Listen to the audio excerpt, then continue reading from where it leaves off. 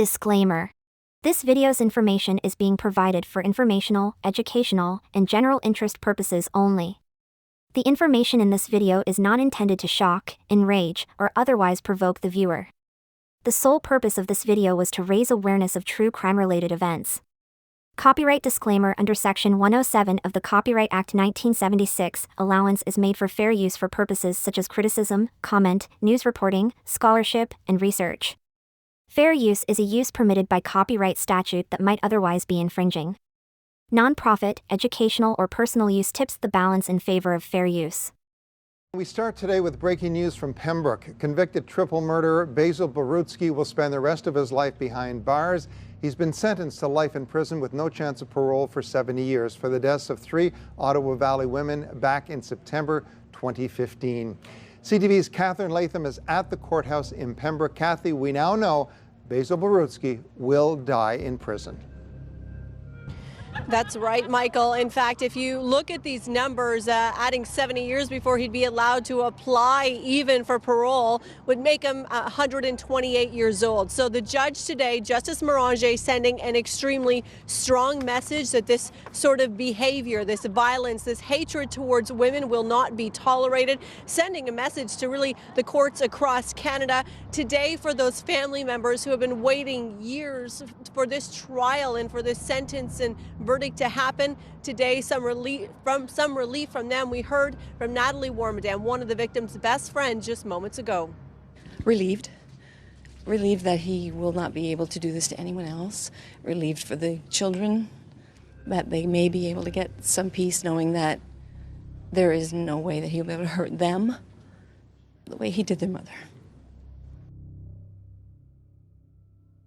Justice Moranger calling Borutski violent, vindictive, calculated, an abuser of women, and he took all of that into account for his sentencing today. You know, he says sometimes there's some chance of hope for rehabilitation, but he doesn't see any of that right now. So, to repeat, Basil Borutski sentenced to life in prison with no eligibility of parole for 70 years. That would take him to 128 years old, so he will die behind bars. Michael? CTV's Catherine Latham reporting live from Pembroke. Catherine will have more online and at 5 and 6 tonight. Thank you, Catherine.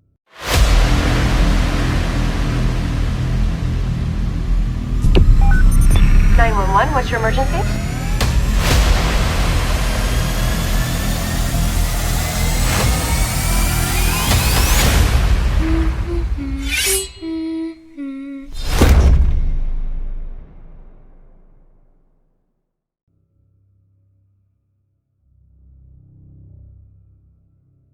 Basil Borutski, 60, was found guilty of 2 counts of first-degree murder and 1 count of second-degree murder at the conclusion of his graphic triple murder trial.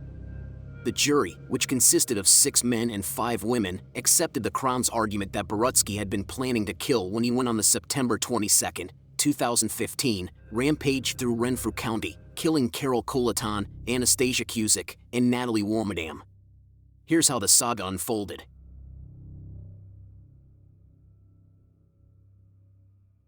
After meeting Mary in Mask, Basil Borutski gets married.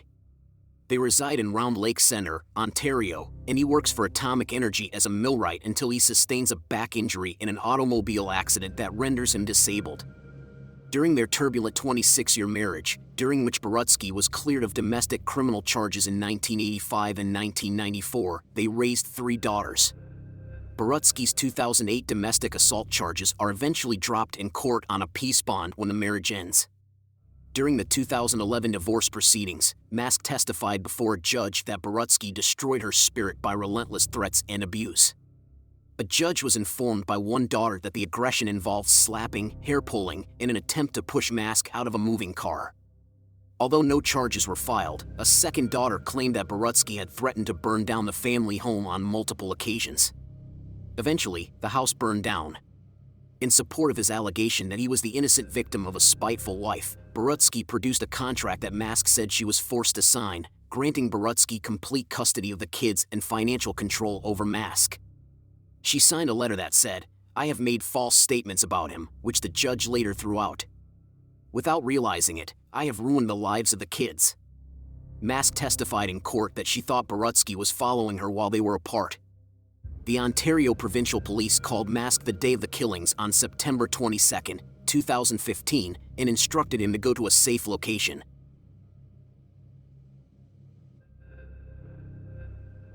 Following a New Year's Eve roadside stop, Borutski is charged. Years later, in his police confession the morning after the murders, he cited the incident as just one more instance of the police's unfair treatment of him. He also accused the police of rigging the breathalyzer. He felt that the OPP had been harassing him for a long time and that the police had targeted him because of a criminal record that shouldn't have existed.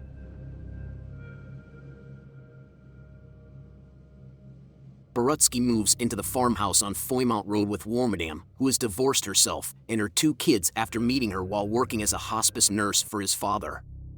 At first, Warmadam supports Borutski during his divorce proceedings because he believes in him. In the end, the courts rule in favor of his ex-wife and mandate that Borutski give Mask a $92,000 settlement.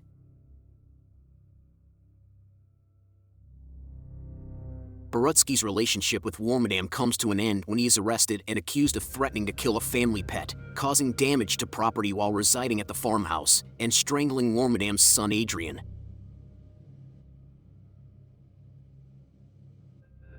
Borutski spends less than 30 days in jail before being released on a 2-year probationary order and a 10-year weapons ban.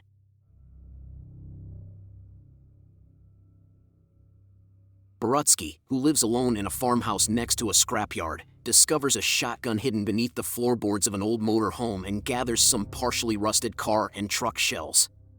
He stores the firearm and recovered ammunition in a trash bag hidden in a bush by the side of the road. At the Wilno Tavern, Borutski runs into recently widowed Carol Coulaton, with whom he strikes up a casual relationship that summer. Although Coulaton resides in North Gower, he keeps up a summer cottage on Lake Kameniskeg, just outside of Combermere. By winter, Borutski is spending time at the Wilno residence of real estate agent and Wilno Tavern server Anastasia Cusick. Despite Cusick's testimony in court that they were together, he later claims during a police interrogation that they never had a romantic relationship. He claims to have treated her like a daughter. In the same interview, he asserts that all 3 of the women were acquainted. They all have a connection.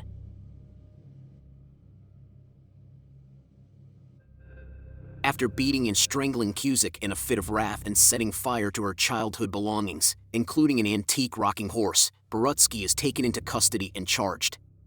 Later on, Cusick would confess to the investigating officer, saying, "I really believed he was going to kill me. The switch flicked off in his eyes, as I could see." Afterwards, he was found guilty of assault, mischief under $5,000, and overcoming resistance by attempting to choke, suffocate, or strangle.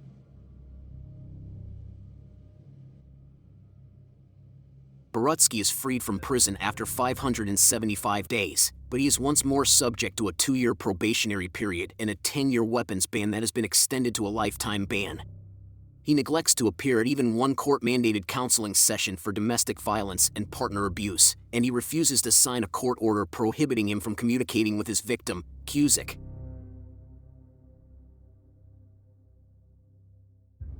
Borutski moves into the social housing complex owned by Renfrew County located in Palmer Rapids at 5967 Palmer Road.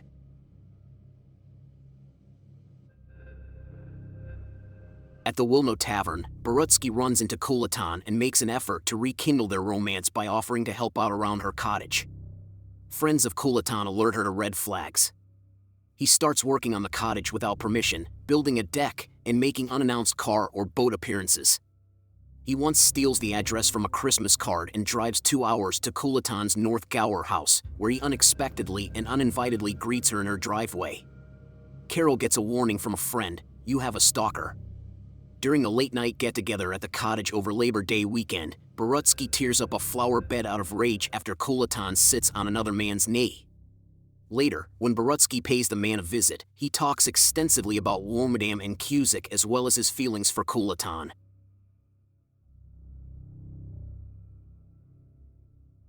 In a late-night phone call, Coulaton ends the relationship, which starts an hour-long text message outburst.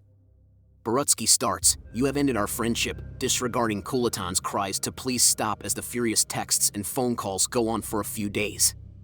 Her friends, who are becoming more and more alarmed, urge her to call the police after she shows them the message exchange.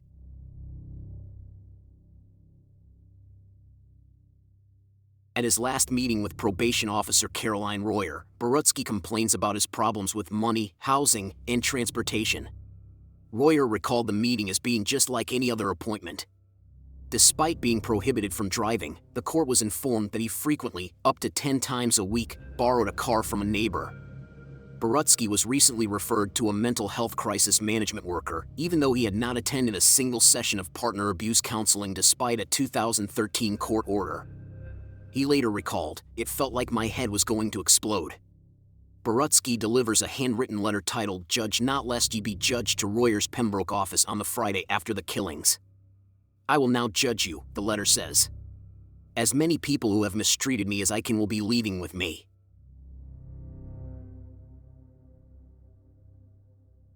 After celebrating her retirement that past weekend, Kulaton texts Borutski early on Sunday saying, "My friend and I are back together. Don't bother me, please."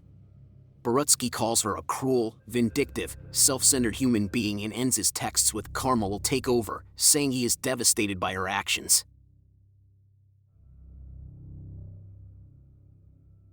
At her cottage, Borutski confronts Kulaton in a furious manner.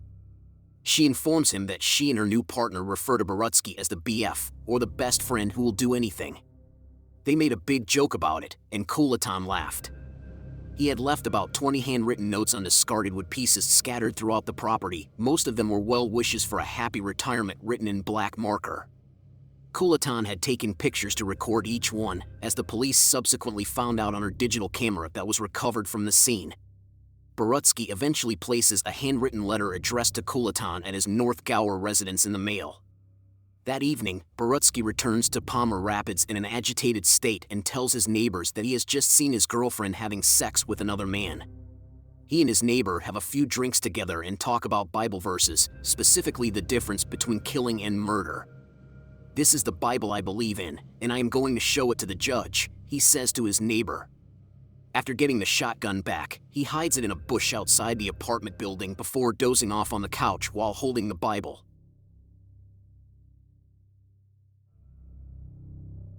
At 7 in the morning, Borutski exits his apartment at 5967 Palmer Road, takes the shotgun, and takes off in his neighbor's borrowed vehicle. After driving 20 kilometers to 670 Kameniskeg Road, he approaches Kulaton at her cottage. She ducks back inside as Borutski rams his elbow through the glass door pane and barges in. She begs, "This is not you, Basil, this is not you," as he uses a television cable to strangle her to death as she lies in bed.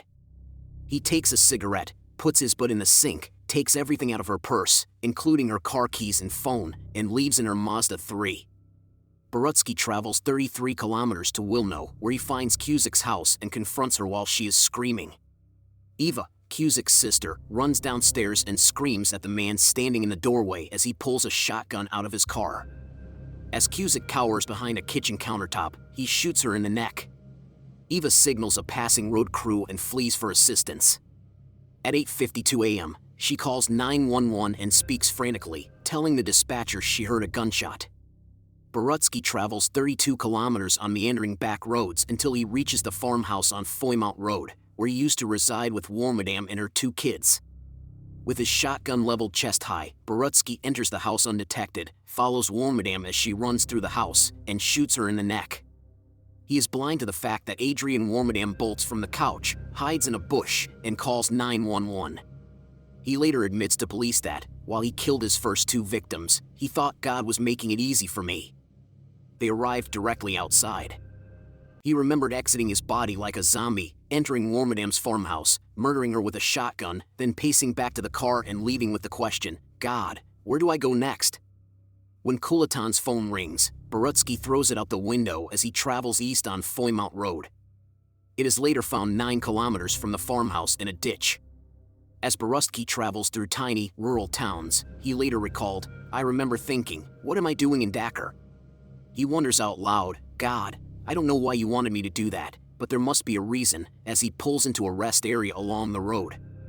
A portion of the confession video that was withheld from the jury revealed Borutski's hazy scheme to murder a second man in White Lake.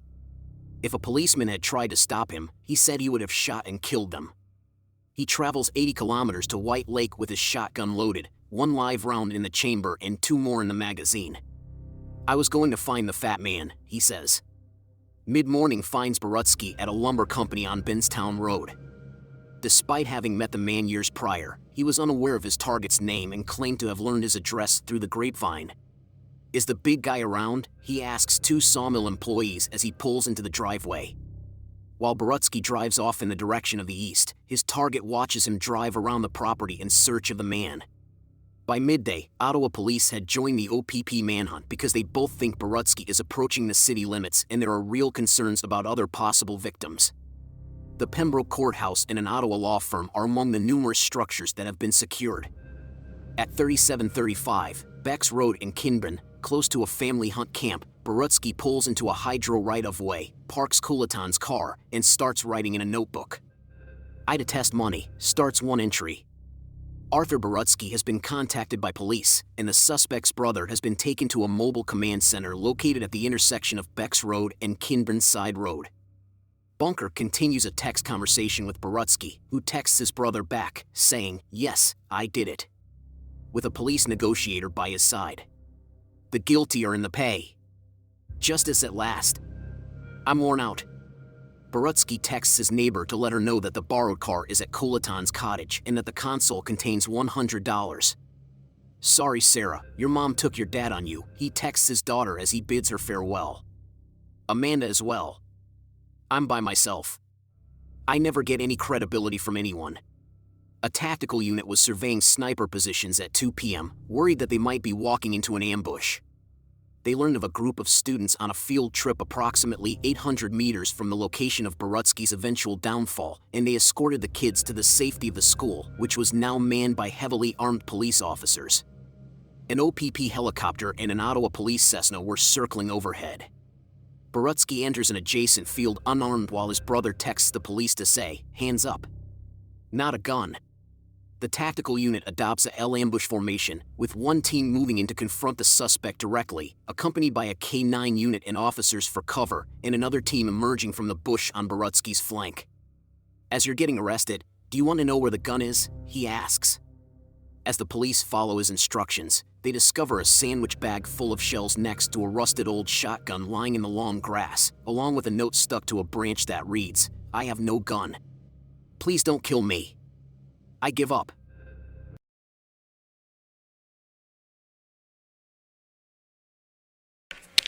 And the time now is approximately 9:49 a.m. on the 23rd of September 2015, and I'm going to retrieve Basil from the cell area and move him into the interview room.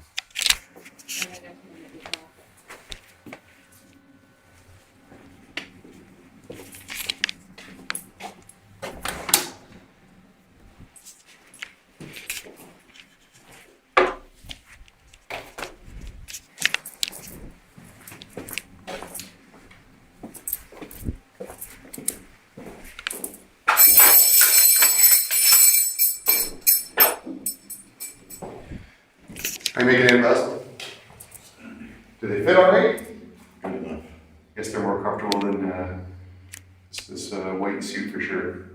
Anyway, your food's arrived next door, so if you want to come along, do you want to grab a sweater in case you get cold? Okay.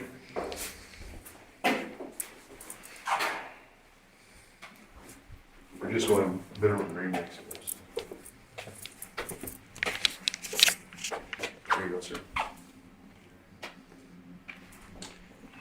That's your food and coffee on the left there.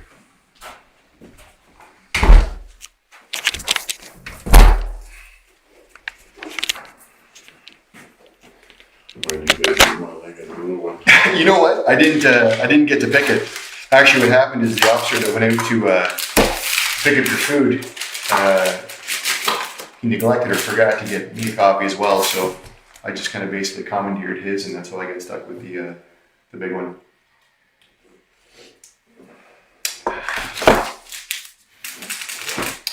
Now, Basil, am I pronouncing your last name correctly? Is it Borutski? Yeah. Okay. Thanks very much for taking a few minutes to come and talk to me. You just go ahead and eat and have your coffee, take your time. That's not a problem at all. I'm going to do the same. Basically, as I said earlier, my name is Kaylee O'Neill, and I'm a detective sergeant with the Ontario Provincial Police, the Legal Sciences section. And just so you know, Basil, this room right now is being audio and video recorded. That's what these black bulbs up in the corners are. And there's also an audio recording here as well, just to back it up in case there's some kind of technical malfunction. And just so you know, because we're in a police station, you're actually probably being recorded everywhere you go as we're walking around here.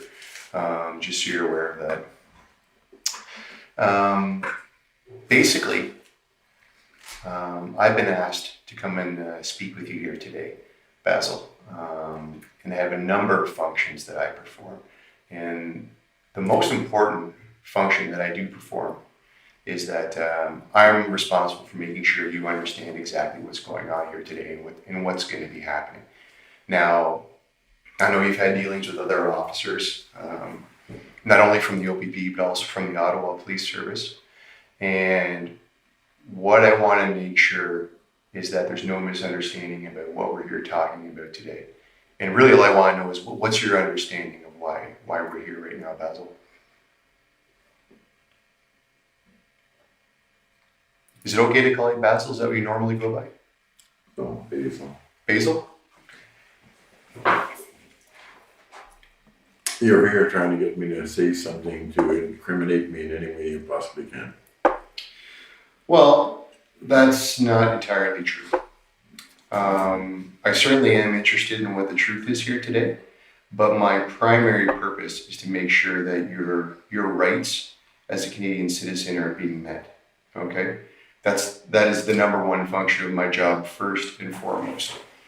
My understanding of the reason that you're here today is that yesterday you were arrested for murder ×3. Okay, and my understanding is that the 3 individuals that were murdered are Carol Culleton, Anastasia Kuziak, and Natalie Warmerdam. And those are the three individuals that were murdered, and those are the 3 individuals that you've been arrested for. Okay, so that's why you're here today. That's why you were arrested, and that is some of what I'm going to be talking with you about here today. Okay, you are going to be going to a bail hearing this afternoon, and if you have any questions at all as we're speaking here, Basil, you just go ahead and fire away. Okay. I'll listen.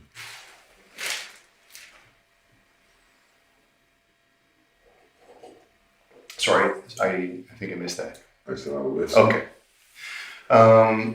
So do you understand that those are the charges that are being brought against you right now? Mm-hmm. Do you have any questions about that? No. I didn't murder anybody. Okay. Do you know what your rights are, Basil?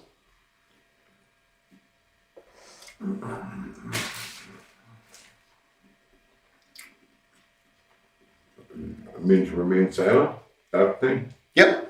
And that's part of it.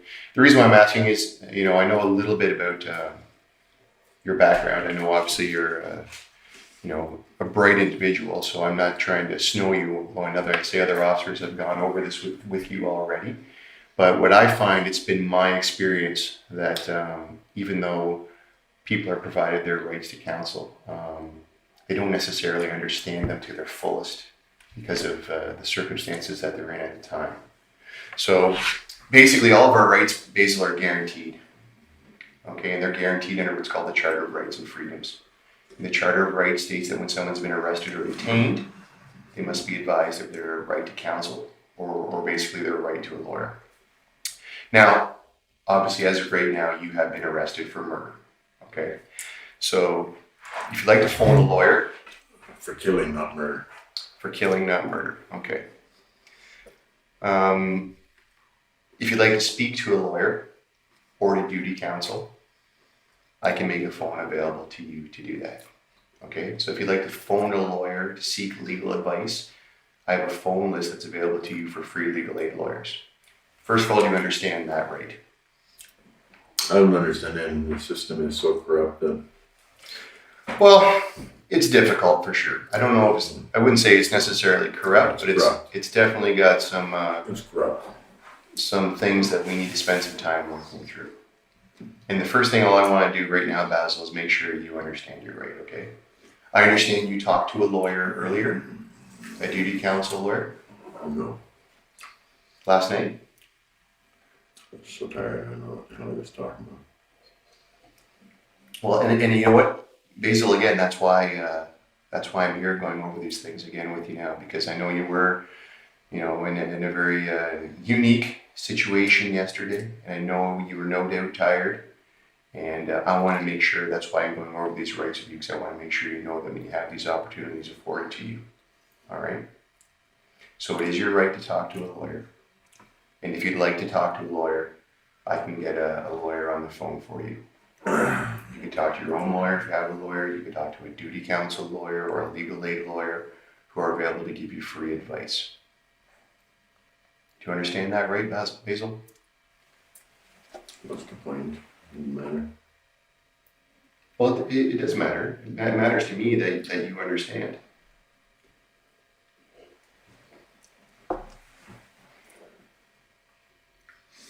Does that make sense to you? No. What part doesn't make sense? The corrupt part. Get a corrupt lawyer on the phone and talk to them. Right. Well, and you know what? I'm absolutely willing to talk to you about your feelings about the corrupt system that we're working in right now, if that's the way you want to perceive it. But you're right to talk to a lawyer. It's relatively simple. And I just want to make sure that that's clear to you. So do you want to talk to a lawyer right now? I don't want to talk to any crooks. Well, I don't necessarily think all lawyers are crooks, and certainly not duty counsel lawyers or legal aid lawyers or several other lawyers of choice that are available.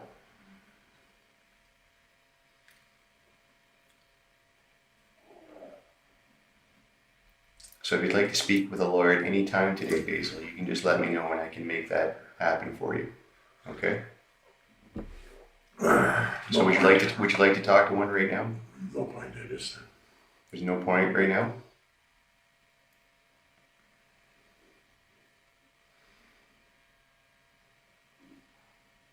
If you change your mind and you decide you'd like to talk to one later, will you let me know? Does that seem fair? I'll let somebody know. Sorry, I couldn't hear you, Basil. I'll let somebody know. Okay. Well, I mean, I'm here, right? I'm the one that can make that happen for you. So if you let me know, if you change your mind, I'll be more than happy to get a lawyer on the phone for you. Is that fair? Well, okay. Okay. Well, in my opinion, Basil, we live in a very good country. And I'm sure you know that we all have the same rights and freedoms. You, me, everybody. But there's some things that we're required to do by law, Basil. For example, for me, I drove a car here today. So the law requires me to have a driver's license. But there's also things that we don't have to do. And one thing you don't have to do is sit here and talk to me.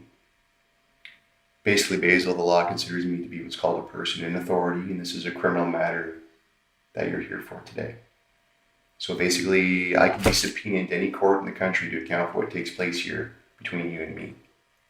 Any conversation you and I have, Basil, may be admissible in court. Do you understand that? It doesn't matter. Well, again, it does matter because it's your right, and if it's something that you want to exercise, then you certainly can. You understand that, though? Every dealing I've ever had is malicious prosecution on the part of the OPP, so it doesn't matter. Well, first of all, I'm not here to prosecute you of anything. That's not my job, Basil. I'm not a prosecutor. You're certainly not a positive person on my side. Well, I mean, I think I made sure you had some clothing instead of that jumpsuit, right? After you starved me all day yesterday, never fed me nothing, wouldn't give me nothing, not even water. Yeah, that was really nice. But again, that wasn't me, right? I just got here this morning at about It's all your 8:30. so-called brothers, great bunch of human beings. Well, there's difficult people to deal with in all walks of life, isn't there? But I think it's fair of me to say that I showed up here and the first thing I did was make sure you got food and clothing. Right? That's supposed to make you feel special. The first officer that arrested me should have had some decency. Now that I've done that, the next thing I want to do is make sure that your rights are available to you and understood by you. So I know that you talked to a lawyer yesterday, but yesterday was yesterday. Today's a new day and things may have changed for you in your mind. And I want to make sure that I'm still giving you that opportunity if you want to exercise it. Now you said you don't want to right now. If you change your mind down the road, you let me know and I'll make that call happen for you. Is that fair enough, sir? You said before. Sorry, I didn't catch you there. That's what you said before. Okay. Now, basically, there's one last thing I want to make you aware of here. I want you to clearly understand that anything that may have been said to you previously, I don't want that to influence you or make you feel compelled to say anything at this time. So anything you felt influenced or compelled to say earlier, you're not now obliged to repeat, nor are you obliged to say anything further. But whatever you do say may once again be given as evidence. All right, Basil? Basically, I know that you've spoken with other police officers before you spoke with me. And if anyone told you that you have to talk to me, that is incorrect. Does that make sense, sir? Okay.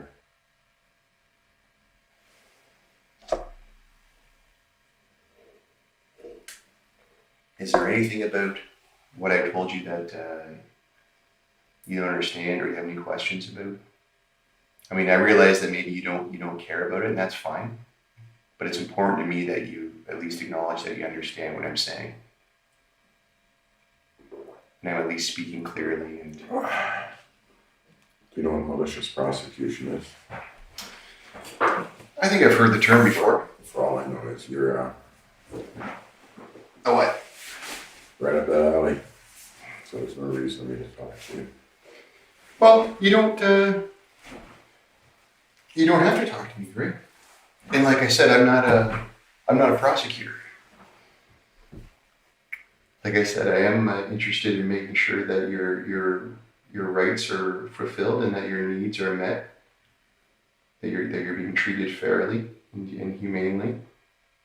And I hope I've done a good job of that so far here today. Would you say so? Or is there something I haven't done that I could have done?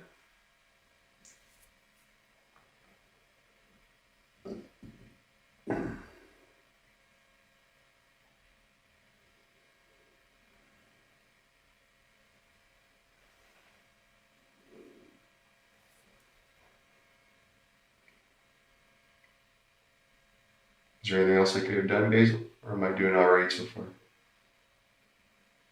You're wasting your time. Well, I'm not wasting my time at all. Wasting my time. Well,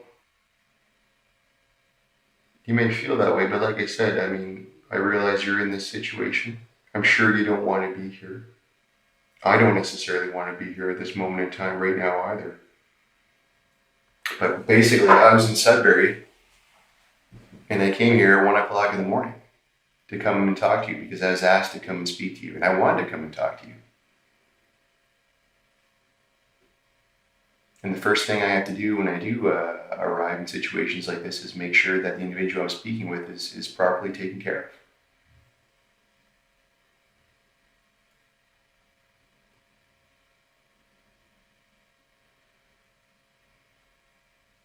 What is it about this malicious prosecution? Why do you keep bringing that up? Or what does it have to do with me? You're a police officer.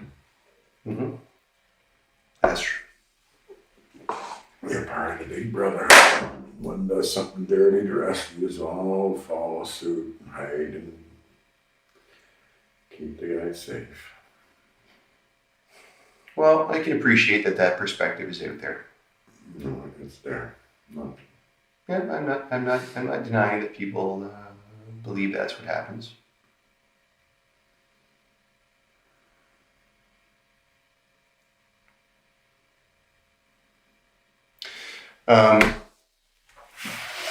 Basil, because you are here at a police station, we are to some degree responsible for your health and safety. So I have some questions I'd like to go over with you, just about any concerns that we may need to address with you in terms of your health. Is that fair? Can I go over those with you? I'd like to see a doctor as soon as possible, and I'm on the pain medication. You can call my doctor, Bruce Harris, and find out. Yeah, those are exactly the I things. take it every 4 hours, and he's haven't given me any, and he wouldn't give me water all day yesterday. Was there any other concerns? Like, oh God. I've got a lot of, those are exactly the issues I want to address. Then you come along and act like you're Mr. Nice Guy. Every officer here should be taking care of people like a human being. I agree with you. I think you're absolutely right there.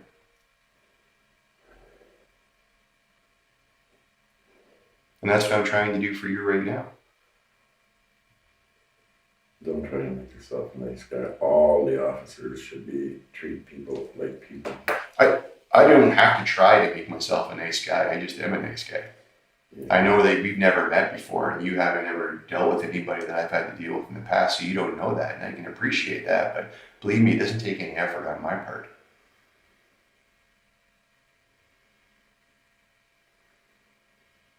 Now, at this point, all I'm trying to do is find out about your medical concerns, which you seem to have some of, and I would like to know about them so we can properly care for you.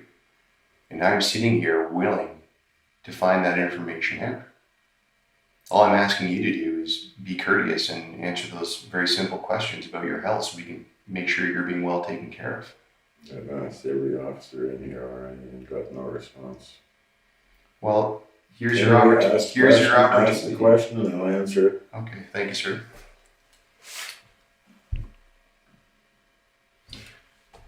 Do you have any issues with diabetes? No. Do you have any issues with your hearing, Basil? No. Do you have any issues with your back? Yes. Okay, what's going on with your back? I have 4 ruptured discs. I'd prefer if you contact my doctor and find out all the information so you don't torture me here. I need pain medication. 4 ruptured discs? I prefer if you contact the doctor and get it exactly right, because maybe I'm not saying the words properly. Okay. And absolutely, I can do that. What I would like to do, if it's all right with you, is go through this form so I have all the issues, and then what I'll do is I'll have one of the other officers follow up with your doctor. Does that seem fair? I don't care. Okay. I have a hernia.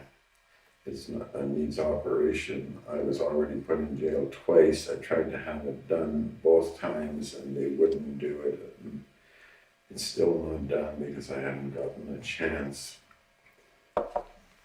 It needs attention. I need pain medication. How long has this injury been going on for, Basil? I apparently have a B12 deficiency or something. Talk to my doctor. I don't know. I had dizzy spells. I had 3 concussions in my life. Okay. Sorry, you said you have some medication for your back. Yes. Do you know what that medication is? Oxycodone. Okay. 1 every 4 hours.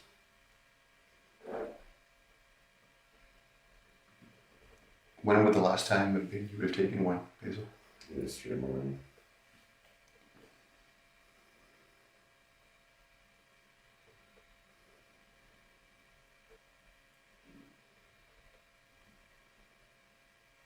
Do you recall what the dosage is?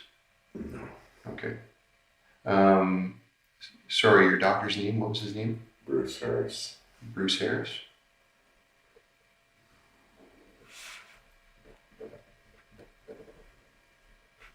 Where would you practice out of? Paris Bay. Barry's Bay? Okay. Barry's Bay. St. Francis Hospital.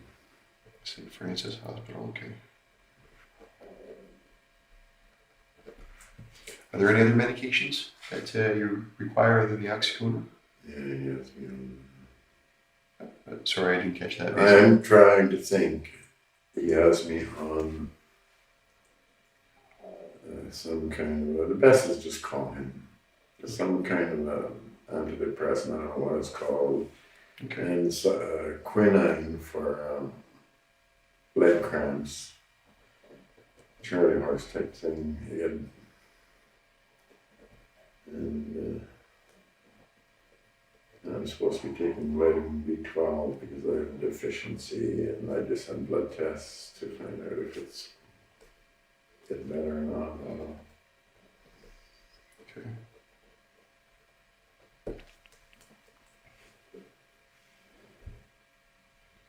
Any issues with ulcers, Basil? No, I also have something on my foot that I never got to the doctor about. It's either plantar's wart or athlete's foot, or the whole side of my one foot is.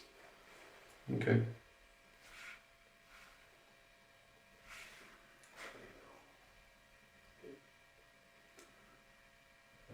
The doctor's on holiday, so the 28th, I think. I don't know what the date is today. Okay. Any issues with epilepsy? No, the rest of it you can get from the doctor. They told you what the problems are.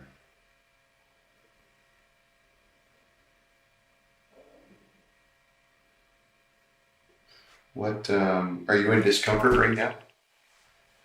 Yes. Okay, where are you hurting at the moment?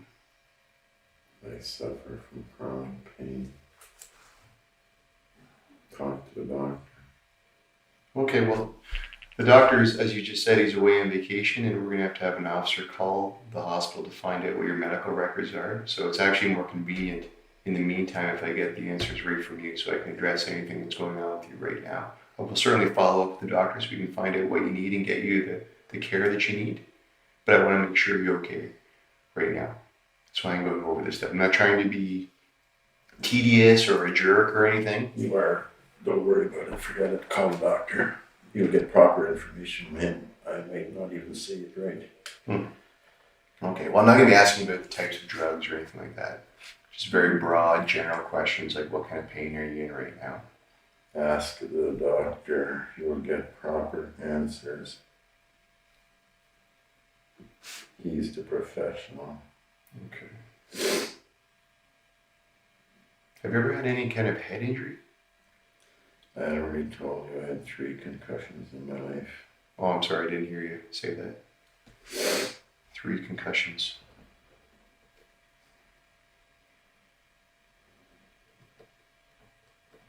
How did you do those? I had a car accident and I broke all discs or whatever in my back, and I got a concussion, and I busted up my hand. I can't even remember what all. And the guy that hit me was telling the police officer, take this guy to the hospital, he's hurt bad. And he told the cop that about 10 times. He was sitting in the back seat of the cruiser, I was sitting in the front seat of the cruiser. When the guy got out of the cruiser, the cop looked at me and he said, you can fucking drive yourself to the hospital. And he turned and showed me a fucking criminal record that wasn't even supposed to exist. It was supposed to be wiped clean because I was found not guilty. So he fucking left me there on the side of the fucking road, and how I got to the hospital is beyond me. And I got no treatment because I went to a little hospital because I didn't know what else to do. Okay. So now I'm... How many years back are we talking here, Basil? I don't know. It happened when I was going to work. Atomic Energy, Petaluma Flats. That cop should be shot and pissed on for what he done to me. So is this, are we talking a long time ago, like over 10 years ago or 5 years ago? Or? Over 10 years ago. Okay. And you were working at Atomic Energy? Okay. That's right. What were you doing out there? What was your title? Millwright. Millwright, okay.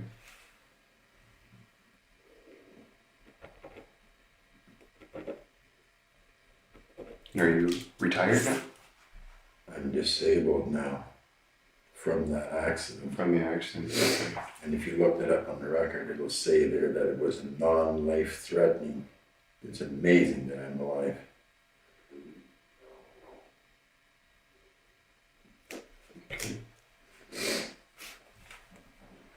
So I know all about you good cops, so user. Mm-hmm. If that's not malicious, I don't know what is. So are you able to do anything else for work now? No.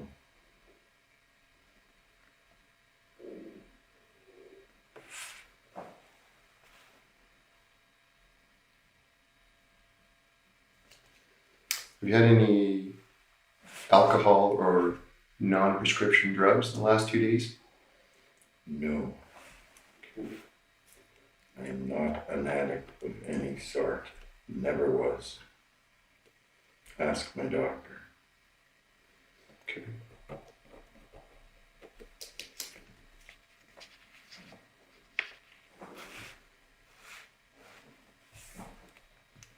Were you able to get any sleep last night?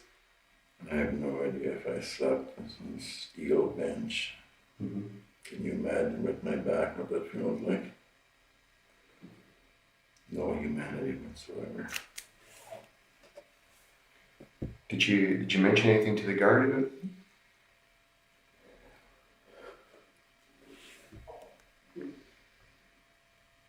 The answer when I mention is that they're not supposed to be comfortable.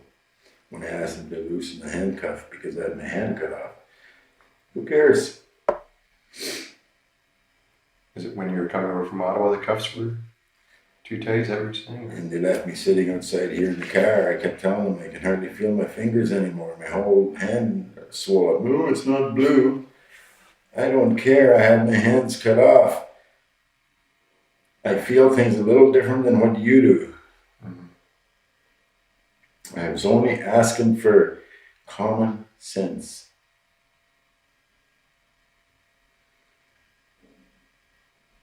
Is it fair to say that you're getting that from me now? Getting what? Common sense and courtesy? No. And so what have I not done here to... You're a police officer. I have lots of experience with police officers. I just told you about a car accident and how they treat me, so I don't trust you one little bit. Okay. I know all about your brotherhood. One of you fucks up or lies, the rest of you all hide it.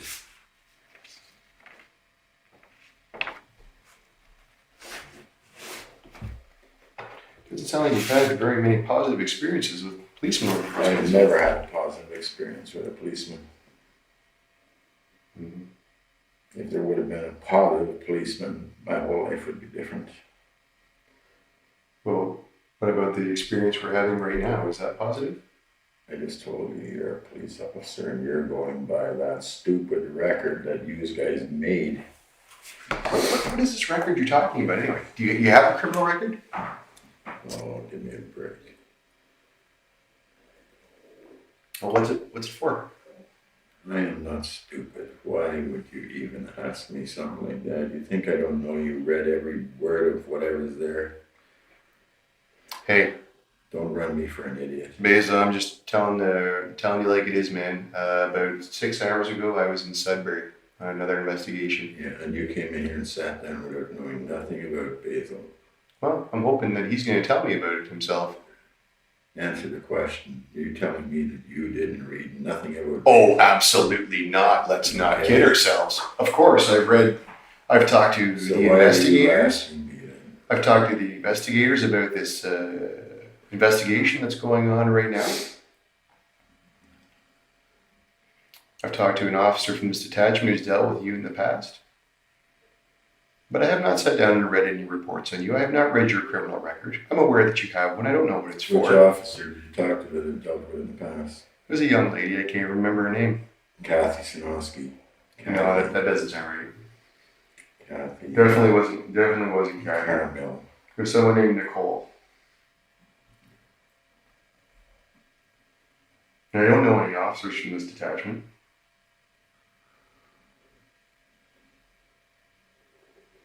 Kathy Sinowski, another cop, got herself involved. She's my wife's niece. My wife was having an affair with her first cousin. She called Kathy. Kathy called another cop named Ian Anderson, who was her boyfriend. He got involved and said that he had knowledge of me assaulting my wife, and he caused the police officer investigating to charge me for nothing. The officer never even met me, and he said he had knowledge. He's a liar. And again, I've just met you, and I told you I have very limited That knowledge is- about you. And I'm trying to learn a little bit about it. What's the point? Well, the point is that you're here and I'm here, and Malicious prosecution, that's the point. I think you might have some difficulty identifying a malice between me and you right now.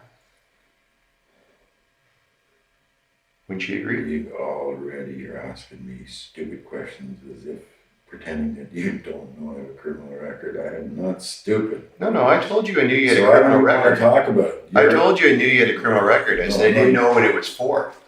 No, don't change it. No. I know what you're doing. It's okay. I don't believe a word you're saying.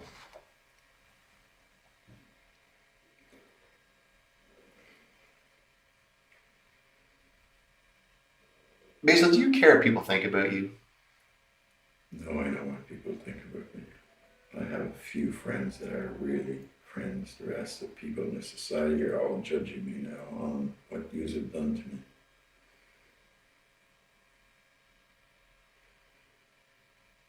Well, it's good that you have some good friends. I mean, most people can't even say that.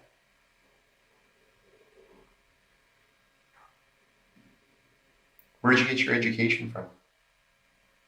School. University? College?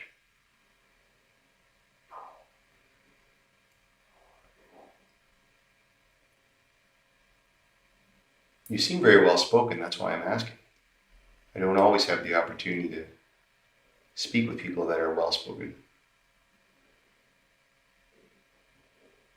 What does that have to do with Christ's sakes and better trauma? Sorry, what about trauma?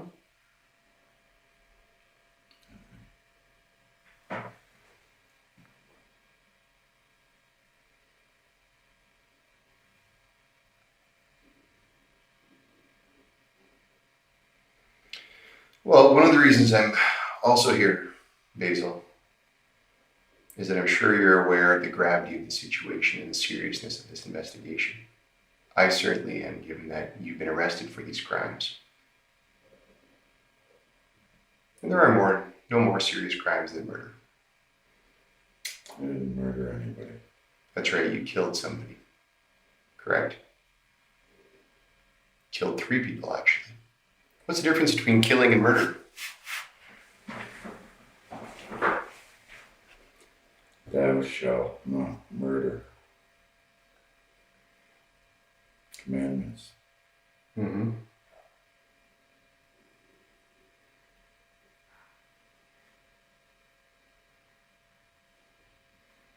So is killing justified? Is that what you're getting at? I'm saying that And I believe it's actually thou shalt not kill. you're wrong. You better start reading the Bible. Yeah? Yeah. Find an old version before they changed it. Way back to the King James.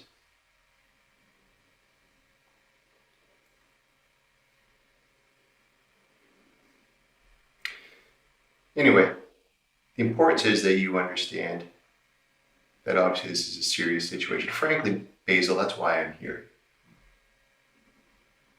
I've got a lot of experience dealing with these types of investigations. I've been doing it for almost 20 years now.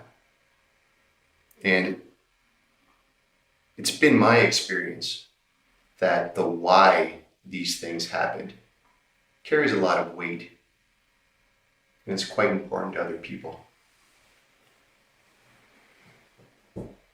I'm sure you've seen the news over the years in Toronto, and they'll have fascinating headlines, such as,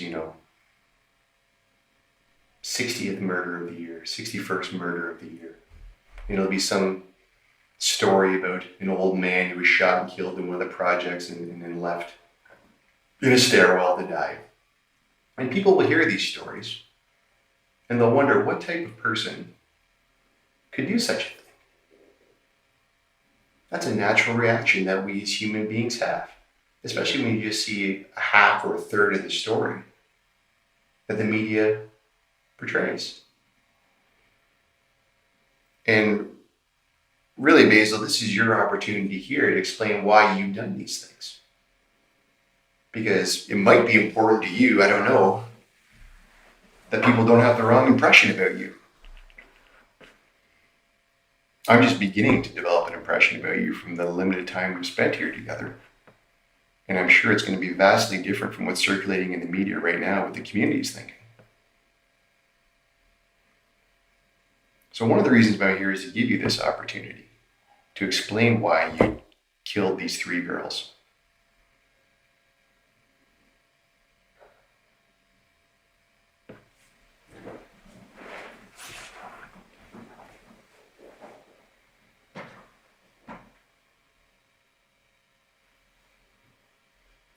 You're putting words in my mouth.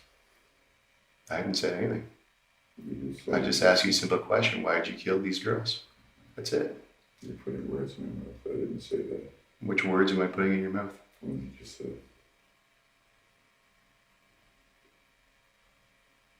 Well, I can't really put a question in your mouth when I'm asking it.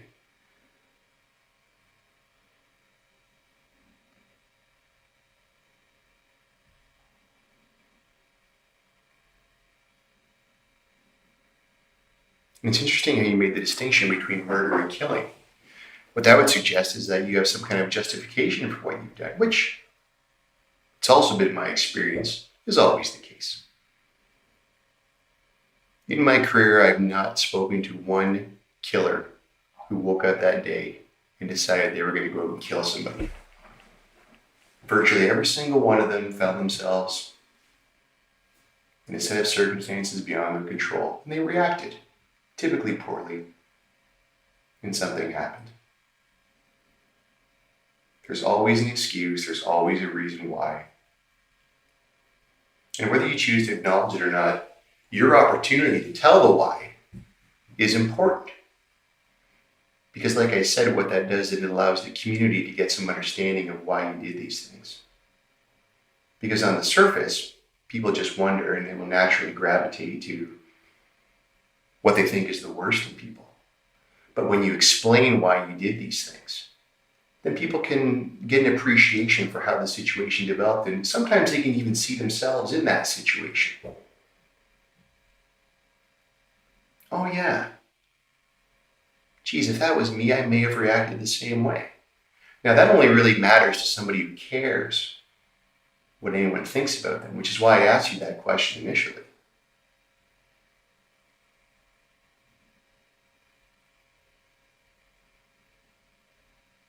It's also been my experience that people say they don't care what other people think. That's usually not true. Everyone cares. It's human nature to care. You cared enough to do what you did, so you're going to have a hard time convincing me that you don't care what people think about you.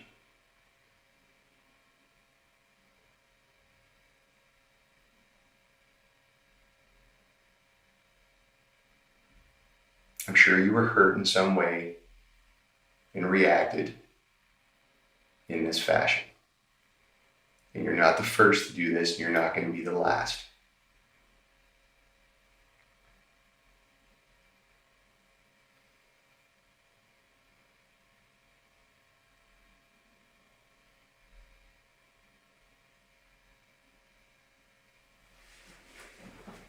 You awake, Basil? Yeah. Do you have any questions for me? No, I have no idea what you're talking about. It don't make any sense at all. Okay. Do you need me to explain anything?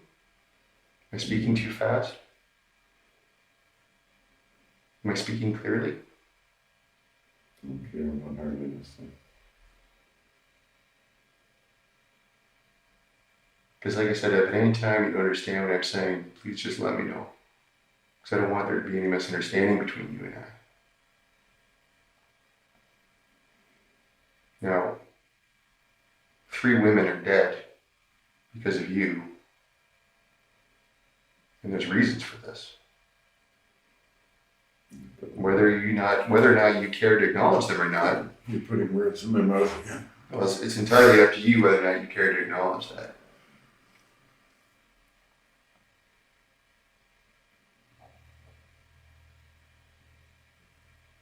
But here's the thing, Basil, and this is something I want you to really think about for a second. Because it's important to me that you hear these words, okay? Because a lot of people, they don't listen when I tell them this, and I really want you to understand this perspective. I understand that you have your perspective right now. You're involved in this traumatic situation that is no doubt, I can't even imagine how you feel. But I know other people have been in your situation. And what I want you to think about, Basil, is this. At some point in the near future, all the details of this investigation are going to come forward. Okay? And what I mean by that is,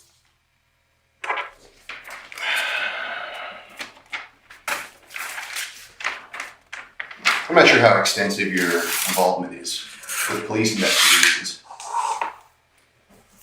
but basically how they work, they're like a big pie, if you can imagine a big pie. Okay? And the pie is broken into all kinds of different sections. Some big, some small. But they make up the whole pie. And the whole picture is the totality of the investigation. And really all that is the truth about what happened to those 3 women. And of these various pieces of pie, we have things like forensic evidence. Okay? We have just like you see on CSI, we have all these sophisticated IDEN officers that go around and collect evidence from the scene, DNA, photographs, clothing, burn analysis. Then we have another section of the pie which includes things like, phone records, cell phone records, the right production order to find out, where phones are, what text messages are going back and forth. And then we'll have another section of the pie which is more forensic evidence through pathologies. Okay, the Center of Forensic Sciences that will conduct autopsies on the victims and find out exactly how they were killed and what the exact cause of death was. The pathologist will explain those details in great detail. And then, of course, we'll have witness statements. The police are out right now collecting witness statements from probably hundreds of people, canvassing neighborhoods.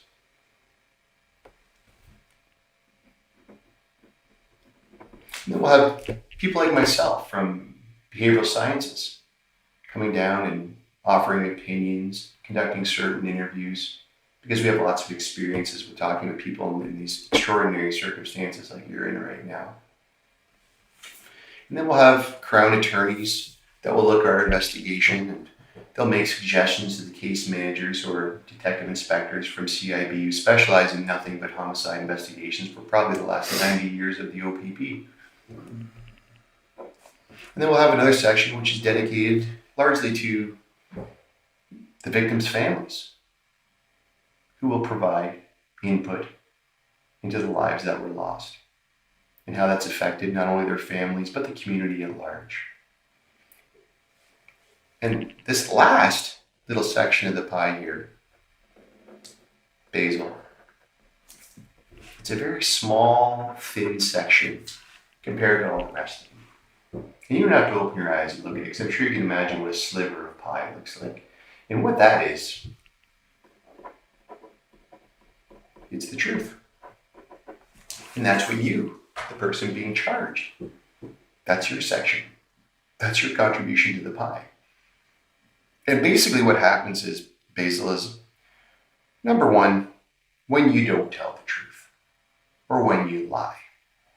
Well, what we do is we take all these other sections of the pie and we use them to show how you're not truthful or you're lying.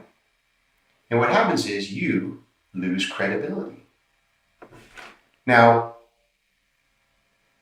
sometimes this slice of the pie might be empty altogether, because you could do as you're doing right now and choose not to say anything at all, which is completely fine because that's your right and you can do that.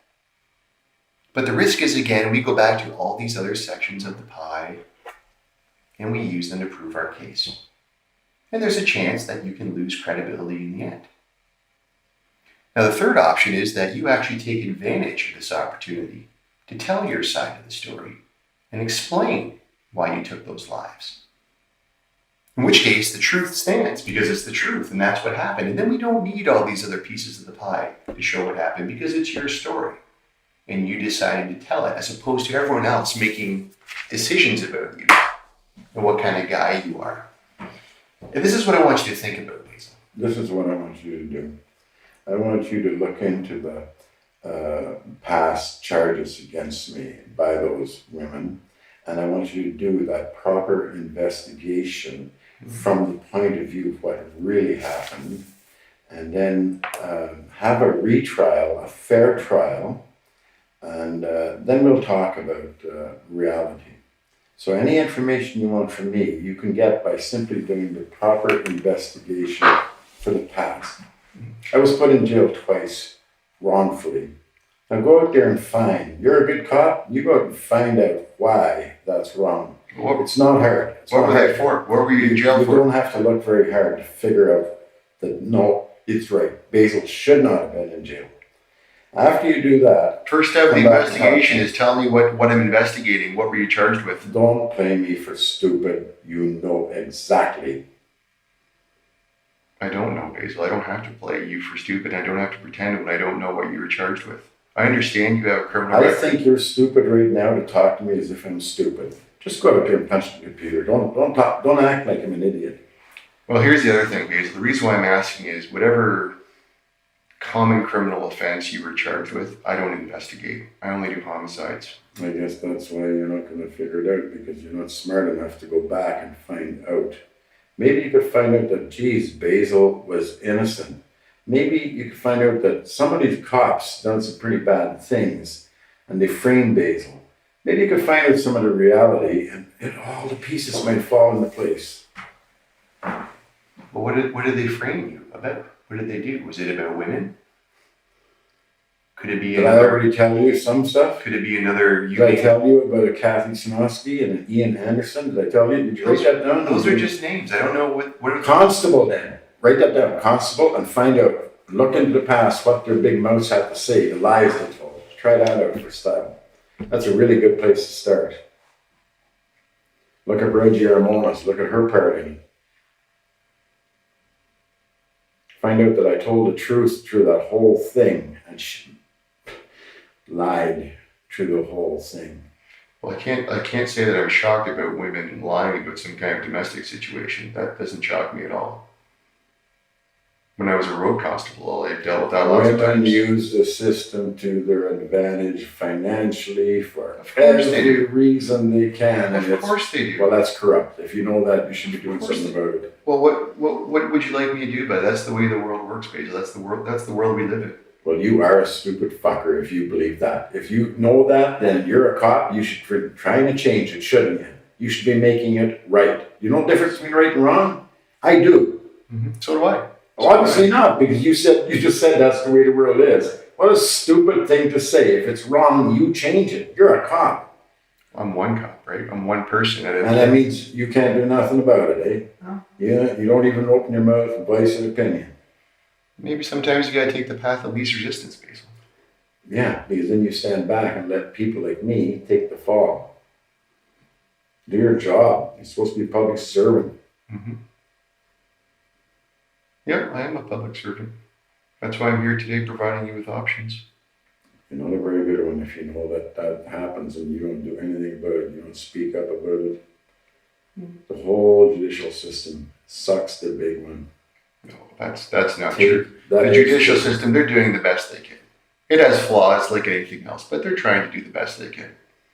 The most horrible thing you can do is put an innocent person in jail and accuse her. I would say the most horrible thing you could do is take the life of a woman. Kill a woman. That would be the worst thing you could do, I would say. I think there's a lot of people that agree with me. I think you agree with me. You should re-educate yourself. You think killing women is okay? It's good? Don't put words in my mouth. I never said no. I don't need to put words in your mouth. They're coming out just fine. I'm just pointing out some fairly obvious observations. I'm talking about the reality of how things get to where they are. The reality is 3 women are dead. You're You killed them, and you're talking about how you were wronged years ago in some kind of cheesy, domestic assault charge? That's what you hear? That's what you're telling me. No, that's Vaguely, you're not really telling me. I'm asking you because I want to know, and you don't really want to tell me. You're just kind of dancing around the issue. Really? That's the way you see it, eh? Oh, you're talking about malicious prosecution. How about malicious victimization? When if you're such a victim in this and you don't want to tell me about it, what do you want me to do about it? I mean, I'm not going to go running out and punch up reports and punch up criminal records and read about you when I'm not here to do that.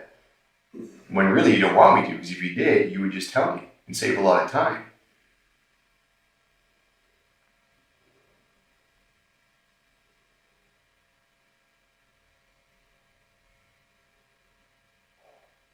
You're an educated man, you're a religious man, so you know that sometimes the way the world works doesn't work out always the way it should be. You have a clear understanding of the picture I just portrayed to you of an investigation and what the truth, the importance of it could mean for you. The serenity to accept the things I can, the courage to know the different, and the wisdom to whatever. Read that, think about it. Well, going back to thinking about it, Basil, the reason why I was explaining this investigation is because this is what I want you to think about. And it might be the only thing of value you take from this conversation you and I have here today. Me, I don't really need anything else. I mean, I've kind of done my job in one sense. That I've been here making sure you're fed and trying to look after your medical needs and giving you an opportunity to speak. What I want you to think about is this. In the near future, people are going to be making decisions about you. In the very near future. People like lead investigators on this file. People like Crown attorneys. Potentially someday a judge. Potentially someday a jury. Certainly the community and your peers. They are going to be making decisions about you and the way you've conducted yourself. That is going to happen.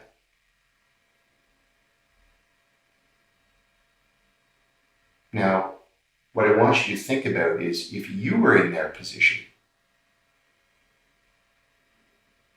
if you were looking at this investigation,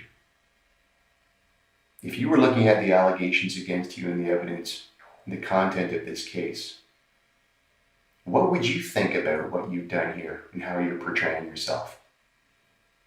You're a reasonable guy. What would you make of all this if you were looking at it from the outside in? Would you like to sit back and watch this video of you talking about how, I don't know how many years ago, some investigation went bad for you, some assault investigation, when you're here under arrest for killing 3 women? Is that what you'd like to see on video? Would you like to see on video how nonchalant and non-interested you look for these cameras right now when 3 women are dead because you killed them? Nonchalant. Well, I mean, that's the adjective that comes to mind right now. I'm happy for you. You're not. You don't have to be happy for me, because what's going to happen is when I'm done here, Basil, when I'm done talking to you, I'm going to get up and I'm going to walk out of this room and I'm going to go on to the next case. And I won't give this a second thought. Because there's lots of other cases just like this one. This might be a unique situation for you. It's not unique to me at all. It really isn't. You're not blowing my hair back here, man. This is not my first rodeo. Okay? And when I walk out of this room, when we're done here today, your opportunity to fill in that pie and affect the way people think about you and what you've done is gone. Is with a liar.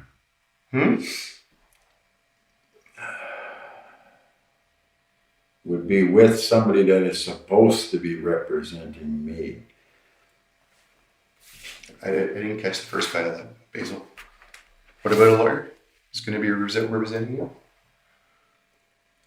That would be when I would be telling my story to a lawyer that is interested in representing me. You are not representing me. You are representing evil. No, I'm representing the truth.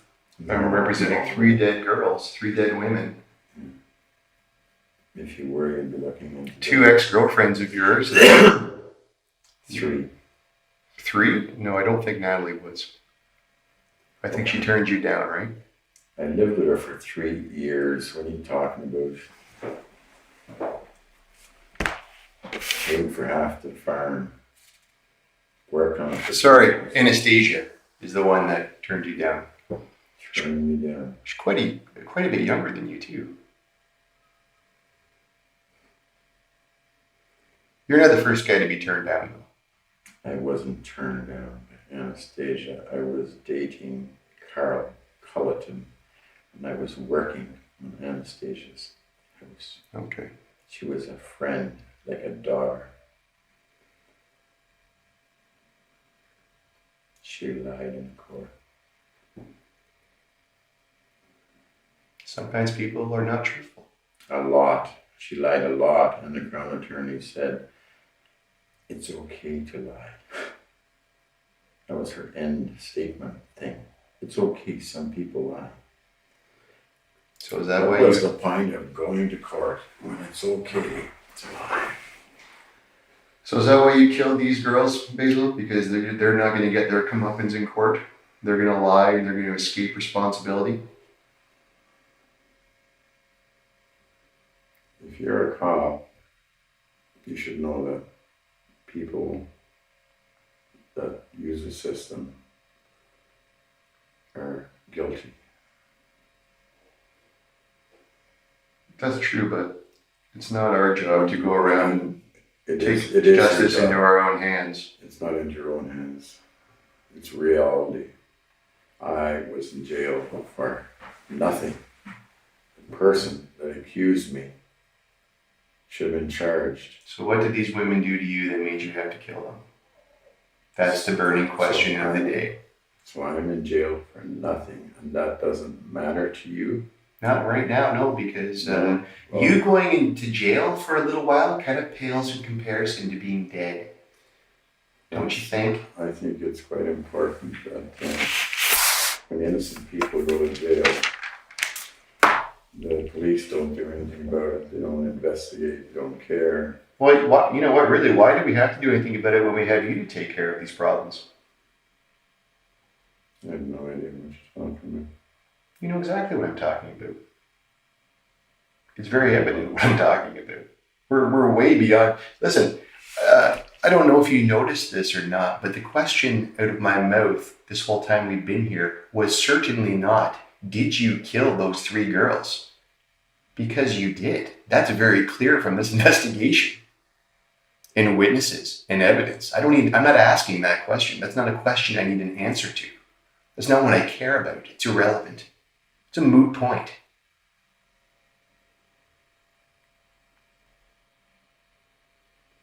My only concern was why you did this to them. What could they possibly have done to make you so angry that you decided in September of 2015 to go and kill these 3 women? And the only rational explanation I can think of is that they obviously hurt you in some way. Either rejected you, or lied to you, or somehow disrespected you. That's the rational explanation from the rational person looking in at this. unless I'm missing something glaringly obvious. Obviously you are. I keep telling you that I was framed and I'd done time in jail, which ruined my reputation, ruined. Well, you certainly weren't framed this week. I mean, maybe something happened to you when you went to jail, and maybe something went awry with the investigation. I do not know. And if that was the case, that's most unfortunate. But speaking about that investigation right now is not my concern, and it should not be your concern.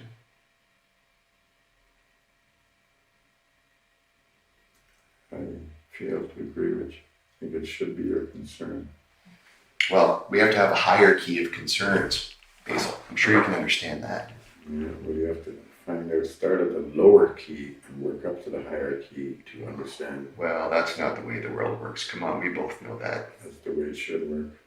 Well, there's the way it should work ideally, and then there's the way it does work. Yeah, it doesn't work. And I don't think that the people in this community would appreciate me ignoring you having taken the lives of those 3 girls just to go open up a case where you may have been wrongly charged years ago that you don't even want to tell me about. Just using words so small, just like Basil's life is just a case. Basil's life is a bunch of cases and police officers who maliciously prosecute. Oh, Basil's life is a big case right now. Yes, it is. It's very big. It's very big in the news all across Ontario. And the police made it that way. No, the media made it that way. Yeah. Actually, you made it that way. You are the one that made it that way. You made this situation, not me. I was minding my own business in Sudbury yesterday. No idea who you were. But here I am, in a room, talking to you, trying to find out who you are, trying to find a reasonable explanation for why this happened. Trying to find some shred of hope that the community is going to hear and have an understanding of why things like this happen. What was done to you If the community that hurt you so badly know, that you had to if do the these community things? wanted to know, they would start an independent inquiry and look into the past. How did it ever evolve to get to this? Because Basil Borutski is a kind, caring, God-fearing human being. So how You know did what? it get there? I guess That is a point we agree on. we need to go back to the past and find out how could this have happened. That is a point we agree on. If there's one thing I do know, what people have said about you is you're a kind, caring person, which is why I'm having a difficulty with this contrast in behavior. Even these women that are no longer with us have said that about you, stood by you in the past when you were charged. Friends that you have, friends that they have, said that you were a good, caring person. From what I understand, it looks like you're acting as a handyman for some of these women, helping them out when they in their time of need. So I would agree with you that yes, that is what people say about Basil, that he is a caring, good person. The religious side wasn't apparent until I sat down and started talking to you, but I can obviously see that as well. Make no mistake, people aren't out there saying that you're some kind of terrible person, which is one of the reasons why I agreed to come here from Sudbury to talk to you today. Is because that's the kind of things that people are saying to you. They are saying that you're a good person. You are helping. You are caring. And I don't understand how this happened, just like everybody else doesn't understand. And that's why I wanted to take the time to come here and talk with you. It would have been easy for me just to go to the investigator and say, oh yeah, look, you got enough here, see you later. I don't need to talk to this guy. You got better things to do. But I wanted to take the time to talk to you. And when I Because I don't understand. Talk over me some more. You said anytime you want, just, Yeah. and every time I do, you just keep on talking. I'm sorry for that. Yeah, you're sorry, all right. But what did you want to say?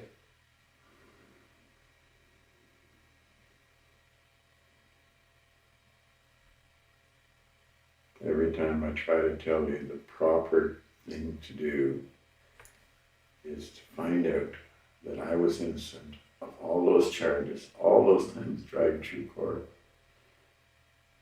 Okay. And that there was police officers that constantly didn't do what they were supposed to do, constantly tried to frame Basil. And then you'll see how it evolved little by Basil has no choice. The system is Okay. just screwing him. So which cases are we talking about here? What do you want me to look into? What are the officers' names? I'm going to write them down. Oh, you didn't write down already? No, I didn't It write wasn't down. even important to you about Kathy Sinofsky, Ian Anderson, Okay. and the past, and how Reggie Armonis. Basil, I need you to slow down for me. I can't. That's why I didn't get them the first time around. You blew through them so fast. You're on to the next thing. I didn't even hear them other than Kathy somebody. Kathy. Basil. Sinofsky, Cernovsky. maiden name, she's married to a cop. I think She's your wife's niece. Is that correct? right. Okay. She's married to a cop. I believe her married name is Lemelin or something like that. Now what- She threatened to shoot me when she was going to police college. Now she teaches police. She threatened to shoot you. Right on. So what was the case I'm looking into here? What was the allegation that you feel you're wrongly convicted of or somebody lied in? I believe that time that the wife took off with her first cousin and lived with him for 6 months. And Your wife? That's right. Okay. And then she made a fictitious charge that supposedly happened years before, or whatever you call it, just so that she could get custody of the children. And she got Kathy and Ian to call the officer investigating Reggie Armonis. And the first thing Reggie done was the proper thing. Hold on a second. Reggie Arnonis? Armonis. Pembroke Police at the time. I don't know where she is now. Armonis. Pembroke Police. Okay. Sorry. So Reggie was investigating. So she said she made up some story you're saying to gain leverage to get. Anderson wasn't even a cop here. He was somewhere in Northern Ontario, and Kathy was here, and I don't know where she went to college. She went up there too after she. And then she broke up with him and she married some other cop here. But she got, the ex-wife got Kathy to phone and talk to Ian. Ian phoned Reggie, said that he had knowledge of me assaulting my wife, which is a direct lie because I've never met the man in my life, so knowledge is knowing. And then Reggie came back and turned around. The whole story changed. Reggie told me to take my child home, which I did. Everything was good. When I brought the kid back, all this had gone down, and I ended up getting charged with a historic 6-year-old something. And then, and my ex-wife charged me twice. So With charges. Basil, what was your wife's I'm name? still talking, I didn't butt in. Please don't butt in. If you want to hear a story, let me continue. I just need to know, is this a different case so I can box it off? It's the same case. Okay, same case. Why do you think cases are just like a few words and it's over? No. There's a reality to things, Truth. If you read the Bible, maybe if you had a little Latin, you'd understand. Okay. Can I just ask your wife's name? No, stop. My ex-wife was seeing her first cousin, and she thought she was going to lose custody of the girls. So she made up all these stories about me raping her and assaulting her, and I forget how many charges, 12 something. And they were all ended up, I was found not guilty of. But I was run through the ringer, my reputation ruined. And all because she couldn't face the truth, thought the only way was to keep the children or get custody was to say bad things with me. She even went to the shelter months after she was living with the guy, pretending that she was afraid of me. Why would she go to a shelter? When she went there, I thought it was because the guy she was with was beating on her. The whole system. So in reality, the wife charged me 3 times. Twice I was found not guilty with a jury, with a judge alone, and then the last time, I forget what they called it, she refused to go through with it because she said it was because she had cancer. What But it lasted long enough that she got what she wanted from the family court, made me look like an asshole. And then charges were dropped, or whatever, stayed, that's the word. Mm-hmm. And I didn't want them stayed. I wanted to go to court and be proven not guilty, because I wasn't. The system should have seen 3 times the same charges, found not guilty of 20, and she's doing it again.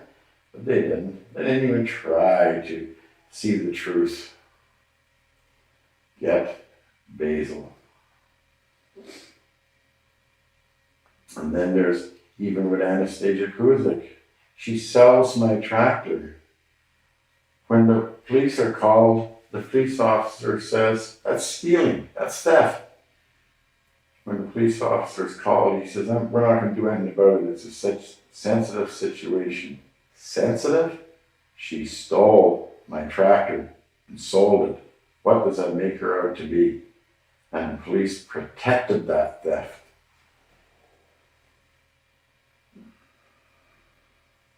Corruption, man, corruption.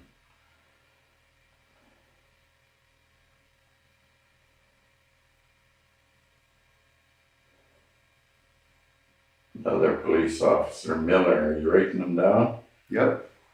Do you know his first name? No, I never ran into much with him. Pembroke or OBB? Killer. Okay. I got beaten with a baseball bat in the field. I didn't know why I was getting beaten. And it took a year or two later for me to finally find out Natalie Warmerdan was screwing the neighbor while she was married to her husband, before I came along. When I came along, he was pissed off. I often wondered why the man didn't like me. I tried to help him. I helped him fix his pool. And then one day I'm getting beaten with a baseball bat because my baler caught fire. I'd done nothing wrong, totally innocent. And I find out it's because all those years, time I was there, it was because I took his affair girlfriend next door. I had no idea. So I get beaten with a baseball bat, could have been killed. Miller comes along, and the first thing they say is, Basil, you're under arrest. I said, for what? He said, you're drinking beer. So what? I'm on my own property. I'm having a beer after a fire.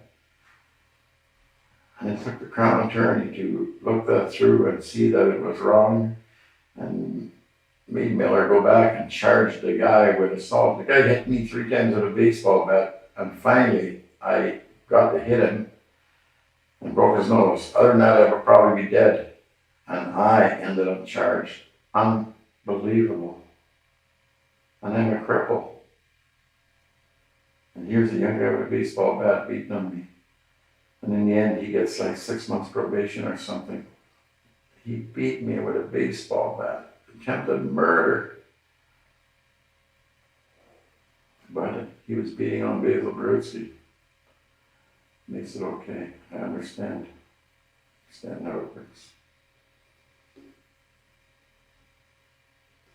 The police have never treated me fair. The system has not treated me fair.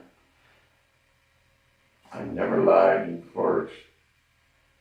I never lied with my ex-wife. I never lied any of it. But the court system seems to want to believe the lies instead of the truth. It certainly sounds like you've had a rough go with justice. My ex-wife was raped by her brother from the age of 12 years till I don't know how old. I dealt with that. I tried. If the police would have simply looked in, and the man's still walking around scot-free. That would be Kathy's uncle, Constable Kathy. And they all hide the big family secret, and he didn't just do it to my ex-wife.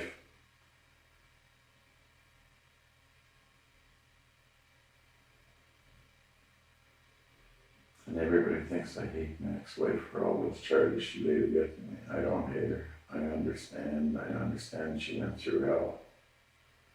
I just wish she'd tell the truth, face reality. Well, that's what we all want, Basil, is ultimately we all want people to tell the truth. And I think you're telling me the truth right now with all these things that happened to you. So then what we should do is open an independent investigation and find out the truth, find out why this came to this. And there's a hell of a lot more. Is this Basil, is this the extent we have to go to draw light on your situation? That's what you're gonna do.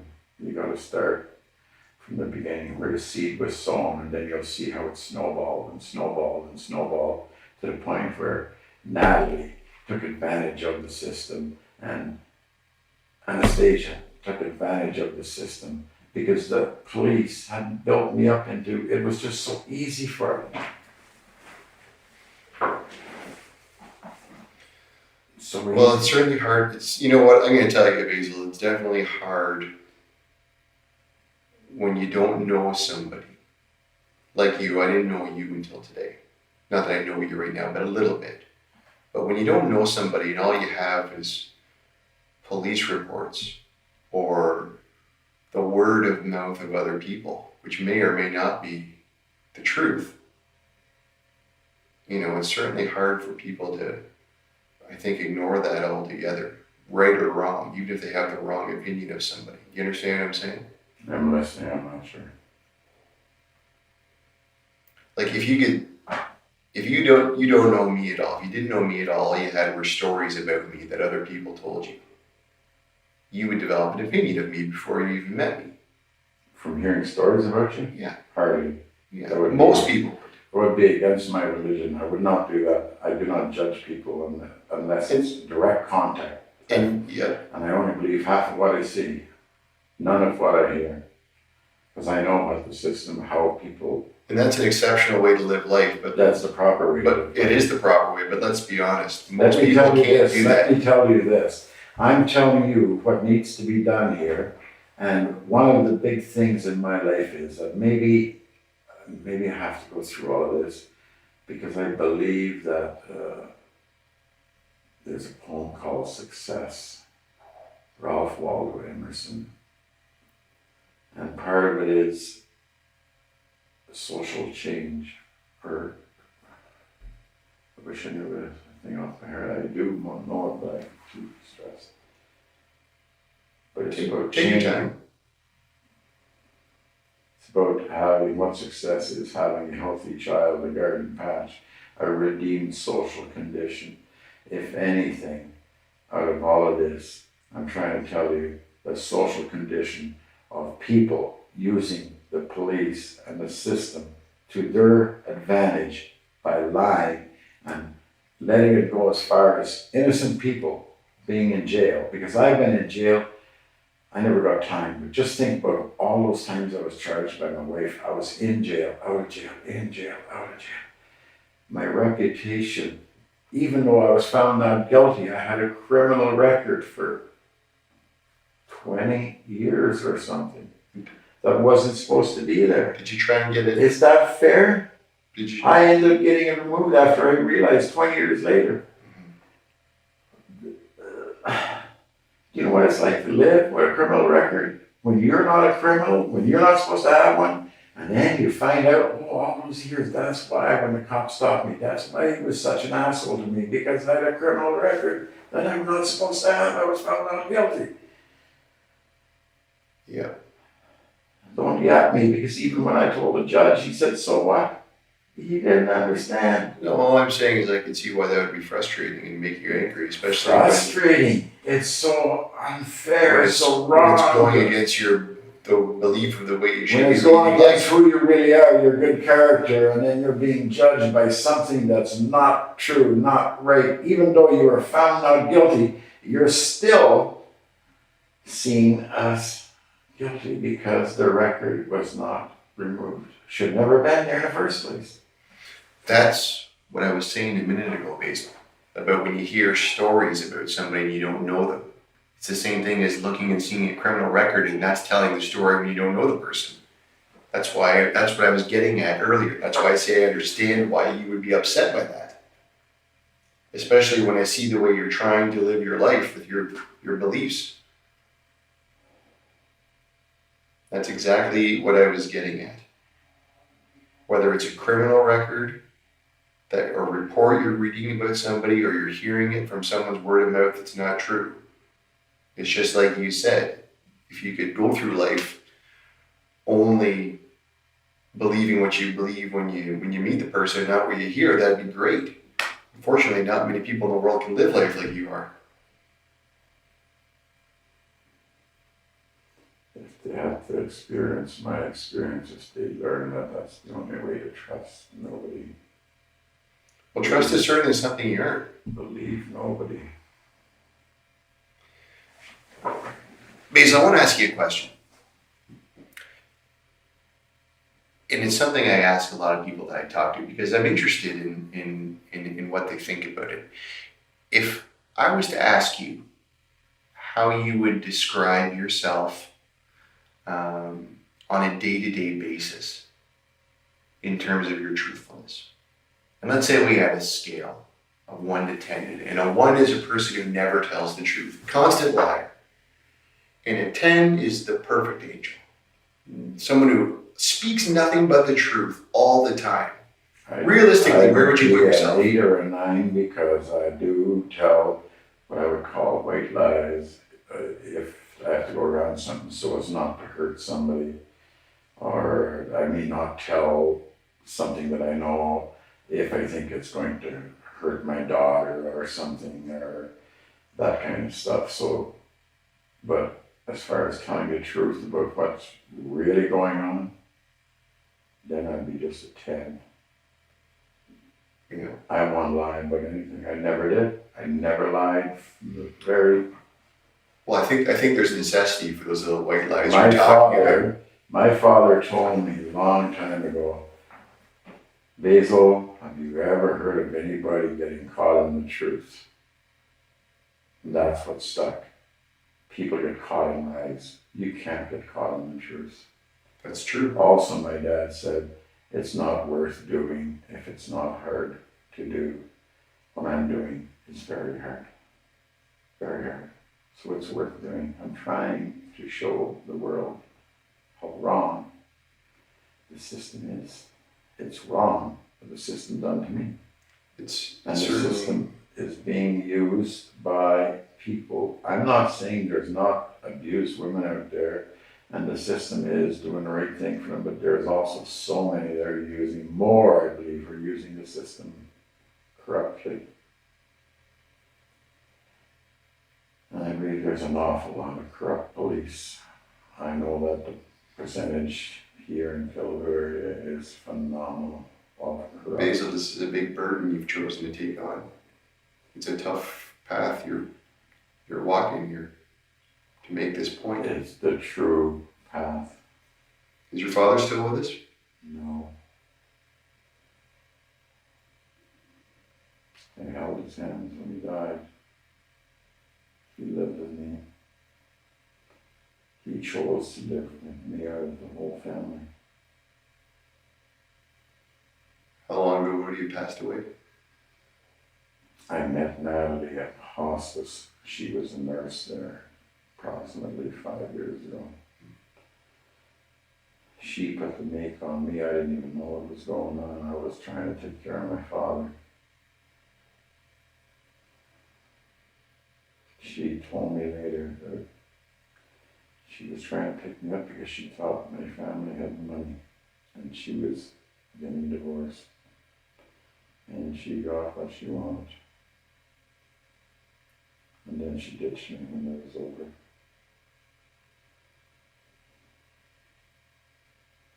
She simply moved on to one of my hunting buddies, and then on to somebody else, and then on to somebody else, and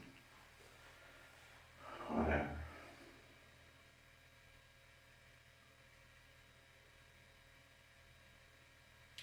Did your father know how strongly you felt about the justice system? Yes. Before he passed away? Yes, and he told me, I said, Basil, you're smart, you could fix it. Can't fix it. Can't fix it unless somebody listens.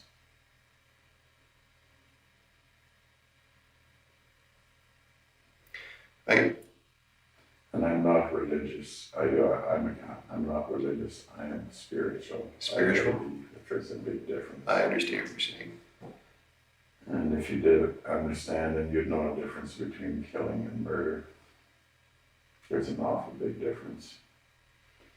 Well, if I'm hearing what you're saying,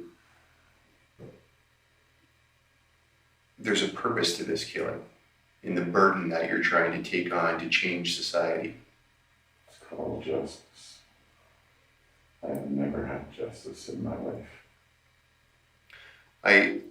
From what you've told me, I understand how Natalie and Anastasia fit into this, but I don't understand Carol. It's the very same thing.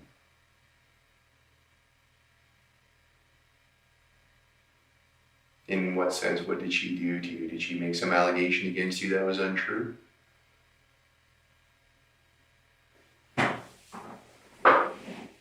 Lie for money. Lie for work. And it's Natalie. I spent $200,000 there minimum. She wouldn't even work. She lived off of me. I worked on that farm 3 years and brought it back. I turned it into a farm. She told me everything I was doing was what she wanted. And then when the court system told her, she fought because she thought we were going to get all the money. She was actually practically my lawyer. When she found out that I was going to get nothing, because as the judge said, he didn't believe a word I was saying, and every word I was saying was gospel truth. He chose to not believe it, not see it, not want to know the truth. And he told, I didn't even know it was possible. He gave everything to my wife, and he made me buy my own hunt camp back. So I got nothing. That was the turning point. That was exactly when Natalie no more money coming in. She started hunting for somebody else. And that's when the false accusations came. She knew it was so easy because she had just gone through the system. She simply said I was going to hang her son, threatened. I did no such thing. I said, he walked across the kitchen floor that I was washing. He walked into an office, looked back, went like that, walked back across the floor. I mopped it up. He turns around, back. He got it about 5 or 6 times. I wanted to hit him with the wet mop right in his face. And I told Natalie when she got home what he done. She would come back and says, yeah, he admits it. Sorry, you what? Yeah, he admits it. That was it. No reprimand, nothing. They didn't make him come and apologize, didn't make him. I actually, after, started believing that she put him up to do it because it wasn't much longer after. Then when I told her I wanted my money back, that was it. She went off the handle, flew.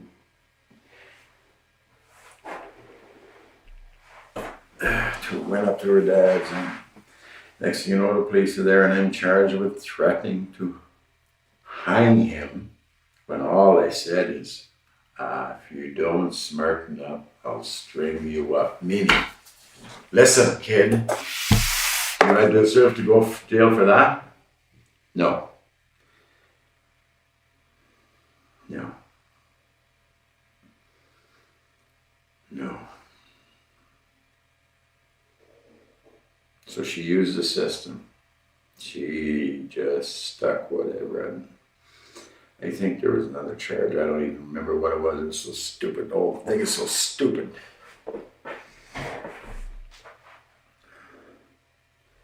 And Anastasia. I was dating Carl Culleton. Anastasia came along. Well, I knew Anastasia way longer than Carl, but I treated Anastasia like a daughter. She was a friend. She lived in my house with her boyfriend.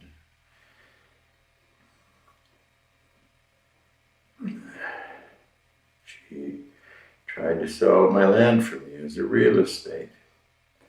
All friends. She used to come to the farm, Natalie's farm, my farm, and use the hot tub with us. Her and Eric. They were like friends. So I went to help her because her and Eric were splitting up. She said she needed help to fix the house up. I agreed to help her as much as I could. I ended up kind of half moving in. I still maintained my place. But in the winter when it got cold, I ended up staying more and more at her place than at my place.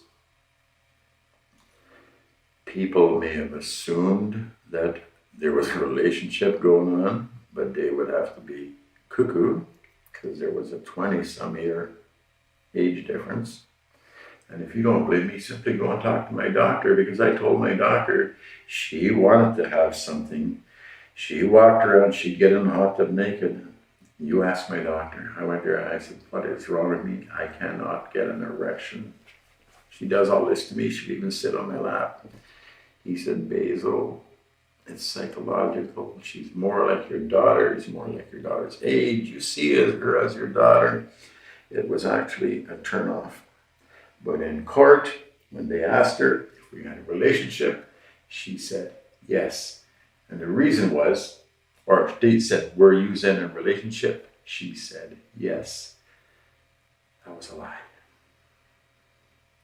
She may have wanted it to be more when she tried to part Carl and I, and eventually she did.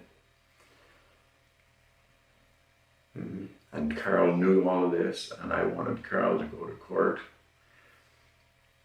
and testify that she knew all about Anastasia and me treating her like, or calling her like a daughter, and instead Carl took off with another guy.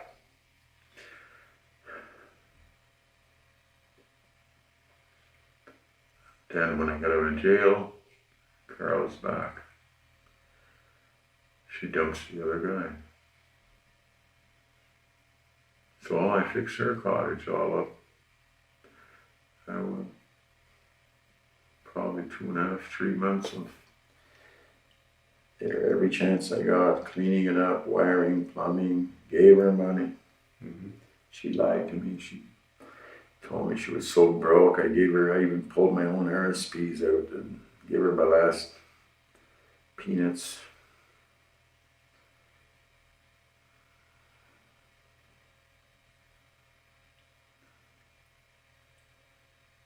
I cleaned the whole place up. Landscaping.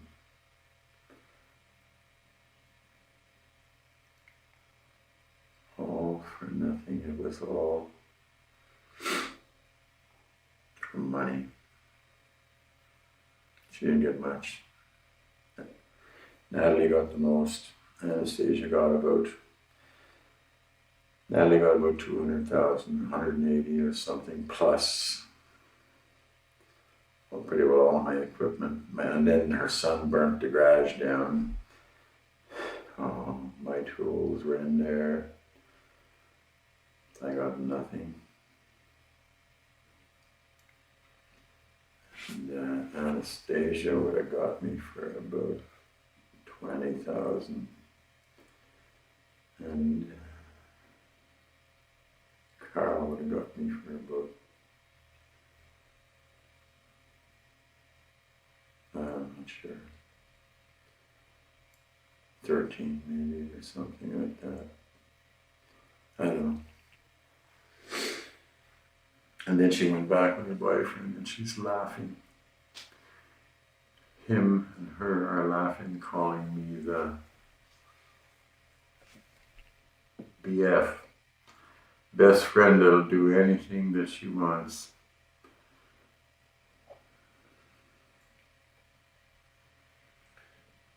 So,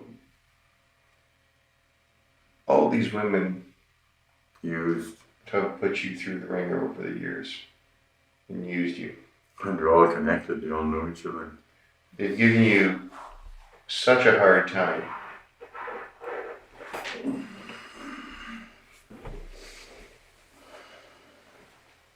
Why do you feel you needed to take on this burden yourself to prove this point after all this suffering you've already gone through, Basil? Like I said, this is a difficult road you've chosen here. Why are you doing this just to prove a point? Is there not some other way? I have no idea what you're talking about. What are you talking about other way? I don't know. Explain. Well, all these women here that have slighted you or lied to you in some way, cheated on you, and you've killed them all to make this point that the justice system doesn't work. And that road you've chosen is going to have consequences. So what I'm saying is, with all the suffering that you've already done to this point dealing with these three women, why are you taking on this burden to draw society's attention to it by yourself? I'm not quite sure what you're saying, but I think that, do you not think society should open their eyes and change the way they do? I do. Certainly. Earlier you told me yourself that you know that women are abusing the system, using its system. So if you know that, common sense would be, obviously there's lots of officers that know that. Why isn't anything done? Why isn't changing? Why do you allow people like me to be in jail, rot in jail with a physical disability and suffer with no medication? And then you get out and you're stigmatized and you live your life.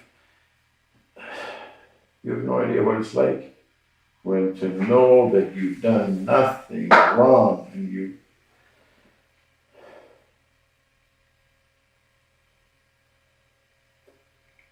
All I guess I'm saying, Basil, And I'm sitting here and I'm telling you how you could quite easily see this by going back and tracking what happened, how the police reacted, the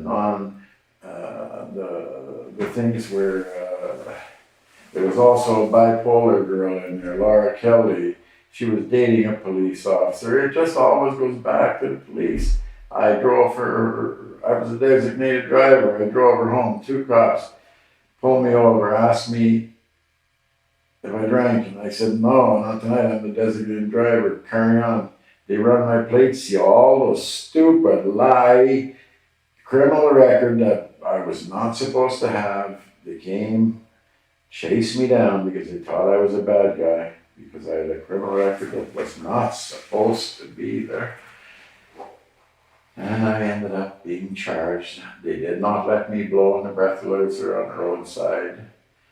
They said I was over. I never even got to put my lips on it. They were listening to music in the car so loud. They were partying. They were half-bombed New Year's Eve. And then they took me to the station and they left me in a cell for like 2.5 hours before they even asked me to blow. And then they thought I was going to blow in the tube for them. And when I finally did go out and to look at the machine, I could see droplets in the tube. I thought, oh God, they're just setting me up. They just put some alcohol right in the tube and they think I'm going to blow it in there. So no, I'm not going to blow. I'll use their trunk. And then after they even, Laura, the girl with me, assaulted the Sergeant Macsack. So they throw her in the cell beside me. Later, when I try to find out, there's no record of her ever even being there. She was in the cell beside me. No record. But Basil, what I see is that you're this gentleman who's a spiritual guy, who seems to live his life by being truthful with people, who clearly has respect for his father, and obviously learned this way to go about living. And here you are being dealt this situation with these women where things are not going your way, and you're ending up going to jail and getting your reputation tarnished on things that are not as they seem. But then we have this drastic departure from the guy that you seem to me to be with your actions here this week. I mean, we can talk about the difference between killing and murder, but this is a pretty distinct tangent away from the guy Basil is supposed to be. I don't know what happened. I was reading the Bible the night before. If you go to my house, there's 3 Bibles right on the coffee table. I was reading the Bible. There was a lady from next door came over, Mrs. Ruthless, Elizabeth. I'm sure you were reading the Bible, but And after that, Basil, she talked. Can I keep talking? Why do you keep butting in? I think I'm doing a good job. No, you're not. But you're butting in when I'm trying to tell you something. Her and I were talking about the Bible. She's religious. I am not. I tried to explain to her that I'm not religious, but I am spiritual, and I read the Bible, and I understand it more than most priests, and I will debate the Bible with any pastor or whoever wants to talk, because if they're wrong, I'll show them in the Bible where they're wrong, and I've done it many times. And basically, well, I think one thing about the Bible, if you know, well, hold on there, because you know what, you bring up some good points that I think need attention brought to. Then you ask me to. Well, you have a lot of important things to say, and I can't keep up with a lot of them. I guess that's my fault. But what I'm saying is, the one thing about the Bible and spirituality that I think we could probably agree on, and that the majority of people would, is really, it's about balance. And in an ideal world, which you may or may not be experiencing, justice is about balance. Far from it. Well, that's ideally what it's supposed to be. Supposed to be. And I'm failing to see the connection between these women treating you this way and seeing the balance between that and maybe you having your name tarnished or doing some time in jail or being emotionally hurt and you having to kill them to prove a point. That balance seems to me to be out of whack for such a spiritual person. I'm trying to tell you some things I told you. If you go back to the beginning. If I went back to the beginning, I would be mad. I'm not allowed to talk. If I went back to the Do beginning, you want to know? I would be mad. Do you want to know? Or do you not? I do. Well, if you took the time, if the system took the time to look at one case and see how this happened, maybe when there are killings in the world, in the country, in the whatever, maybe they could understand and change things, change the way they do things. Maybe something could change. That is exactly what I've been saying to you all along. So if an intelligent police officer like you think you are, would see that if you go back far enough and you find the seed that was sown, and then you see how the corrupt, the bad started where the police don't care and they only want to investigate and make Basil look bad, when in reality they should have been seeing that Basil is the good. And all of that could have changed by simply the police doing the right instead of the wrong, doing the hard instead of the easy. Just like my dad said, if it's not hard to do, it's not worth doing it. And I'm telling you and every police officer out there, you've already told me that you know that there's corruption, but so what? That's your attitude. Because that's the easy way out. The police, the judicial system, yous are at fault for half of what goes on out there.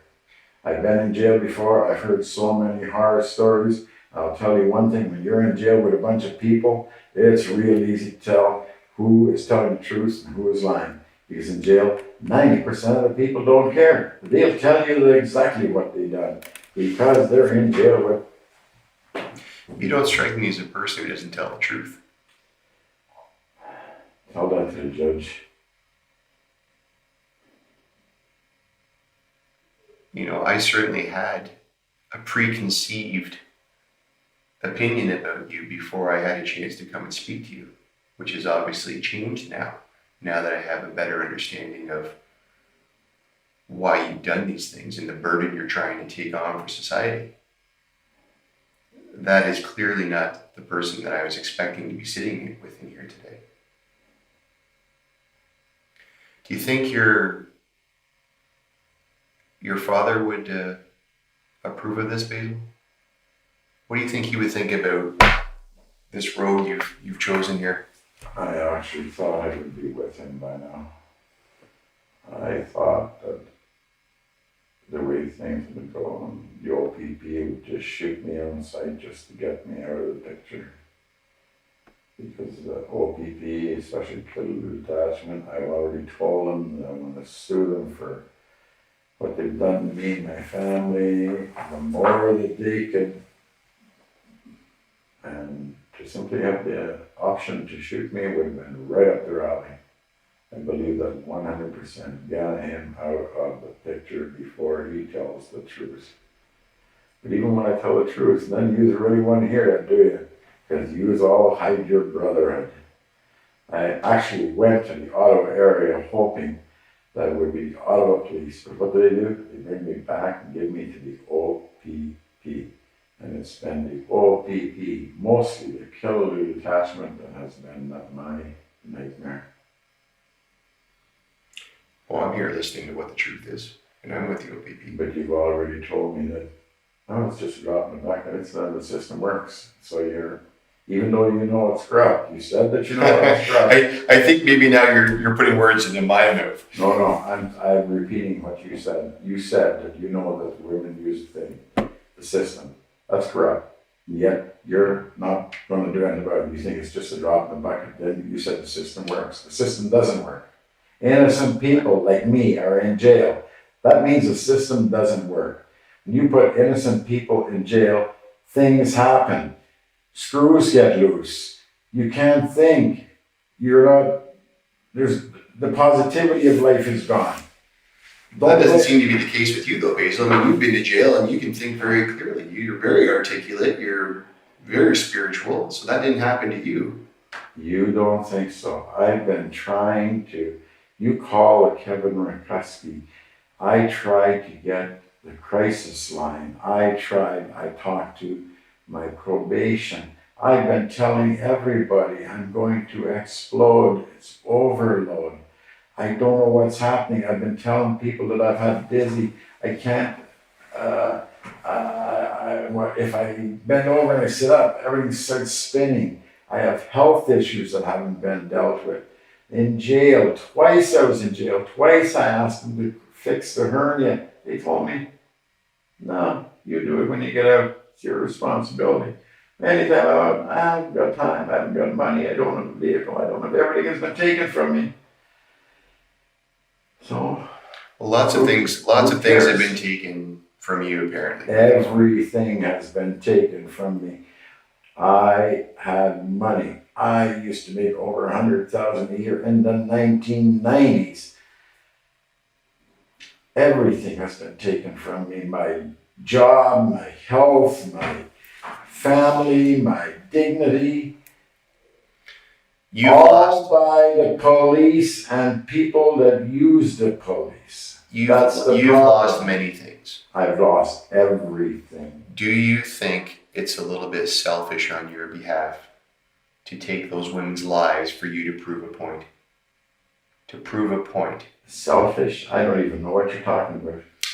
Well, I haven't got a clue right now what you're saying. Well, these women that you killed is part of a grand scheme for you to draw light on the fact that the justice system apparently doesn't work. No, it's not a scheme. Where are you getting this from? There's no scheme. I told you. I was reading the Bible, talking to this lady. I went to bed. I remember discussing with her parts of the Bible. Yes. I haven't slept in days. I'm sure that happened. I guess I'm not allowed to talk. We have I'm witnesses okay. that are going to fill in the rest of those blanks, Basil. That's why you're here right now under arrest, okay? I'm sure you were talking to some woman about the Bible one night this week, but I'm also sure that you killed those 3 girls before you ended up I'm here. talking about the night before. The night before is what I'm talking about. And you don't, And what I'm saying is there's I no don't confusion about what happened to those I don't women. understand why I'm not allowed to tell the story. I don't understand it, but whatever. That's more corruption. Don't let him say what. No, I've been listening to you for like 2 hours now tell your story. And I only had one question. The only one I asked was, do you think it was selfish on your part to kill these girls just to prove your point? And more importantly, do you really believe your father would approve of that behavior? The question doesn't even make sense. It has no bearing. It's the question on everyone's mind right now, Basil. Everyone in Ontario is going to want to know the answer to that question. You remember when I told you earlier that when you explain your situation, then people develop an appreciation for why something may have happened, and perhaps they can see themselves in that same situation. And perhaps, Basil, there's going to be people who looked on your actions and thought, you know what? There's a trailblazer. There's a guy trying to make Ontario better by drawing attention to a problem. The median, I don't believe, is the best way you went about it, but I can certainly understand your frustration and what you're trying to do. You don't understand. I'm not going about anything. I'm not trying to get the medium or whatever you're talking about, or I'm not, whatever the words you use. You know every word I'm using. You're a very intelligent guy. I'm trying to remember the word you're using. What was the word you used? I'm not sure which one you're talking about. You're saying that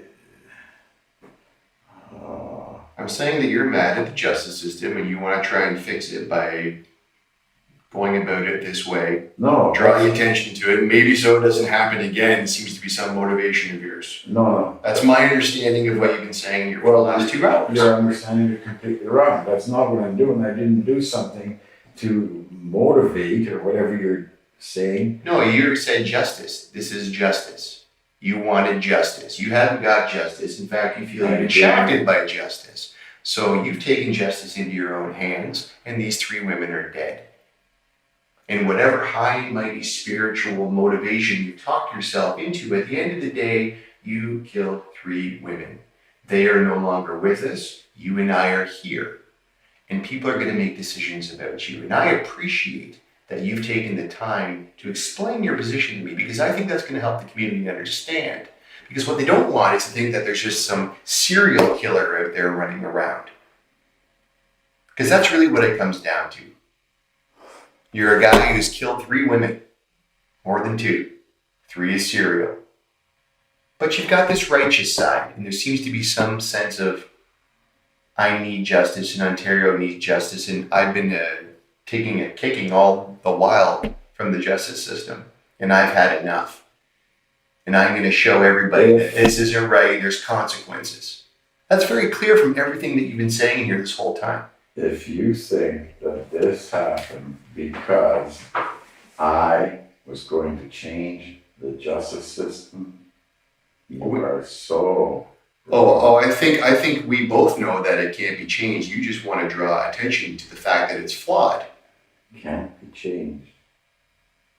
Well, it all comes back to the very simple question of why this happened. So why did this happen, Basil? We're having 2 different conversations here at the same time. I'm talking to you about being a police officer, and you know it's wrong.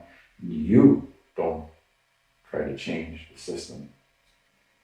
Me, I've got nothing to do with changing the system. This is your time. What is it you want to draw people's attention to? What is it, Basil? I don't want to draw people's attention to anything. You certainly have. You certainly have drawn attention. I want it to be left alone. I'm going to suggest that killing 3 women is not the way to be left alone, my friend. I have nothing left. You stuck everything. Well, they've taken things from you, yes. And that's why I say... Use. Your brother had. Me? No, I've taken nothing from you. No, the police have. If the police would have done a proper investigation at any point, any time, and proved, instead of trying to prove that I was guilty when I was not, I want to know more about... proof when I was innocent, nothing would have ever evolved to this point. Couldn't possibly. I want to know more about this investigation you're talking about. I'm going to go and give this to my partner and have her pull out the report because I want to see it, okay? I don't know what you're talking about now. Which investigation? The Kathy Cernovsky one. Oh, why just that one? Why not look at... Well, no, I've got the other names here. Look at 10 of them. All right. Can I have some water, please? Yeah, I was just going to say, can I get you some... You want some water or anything else? Some water would be fine. Okay.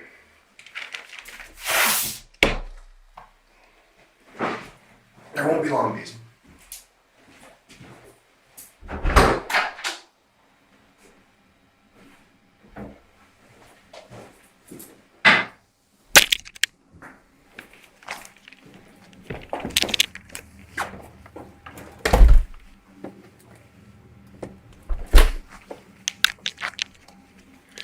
Time now is approximately 11:45. I'm turning off the audio recorder as I stepped out of the room.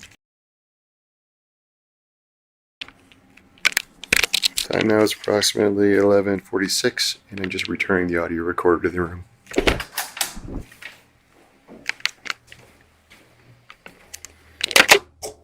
Just gonna get rid of some of this stuff. Are you done with this stuff here, Basil? Big of water. Yeah, I'm gonna grab that right now. Let's see what's in your way.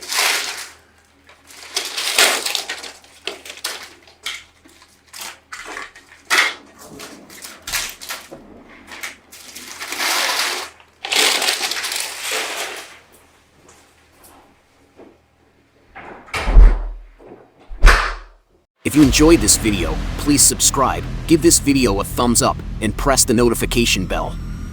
Additionally, you can view our playlists and most recent videos. Thank you for watching.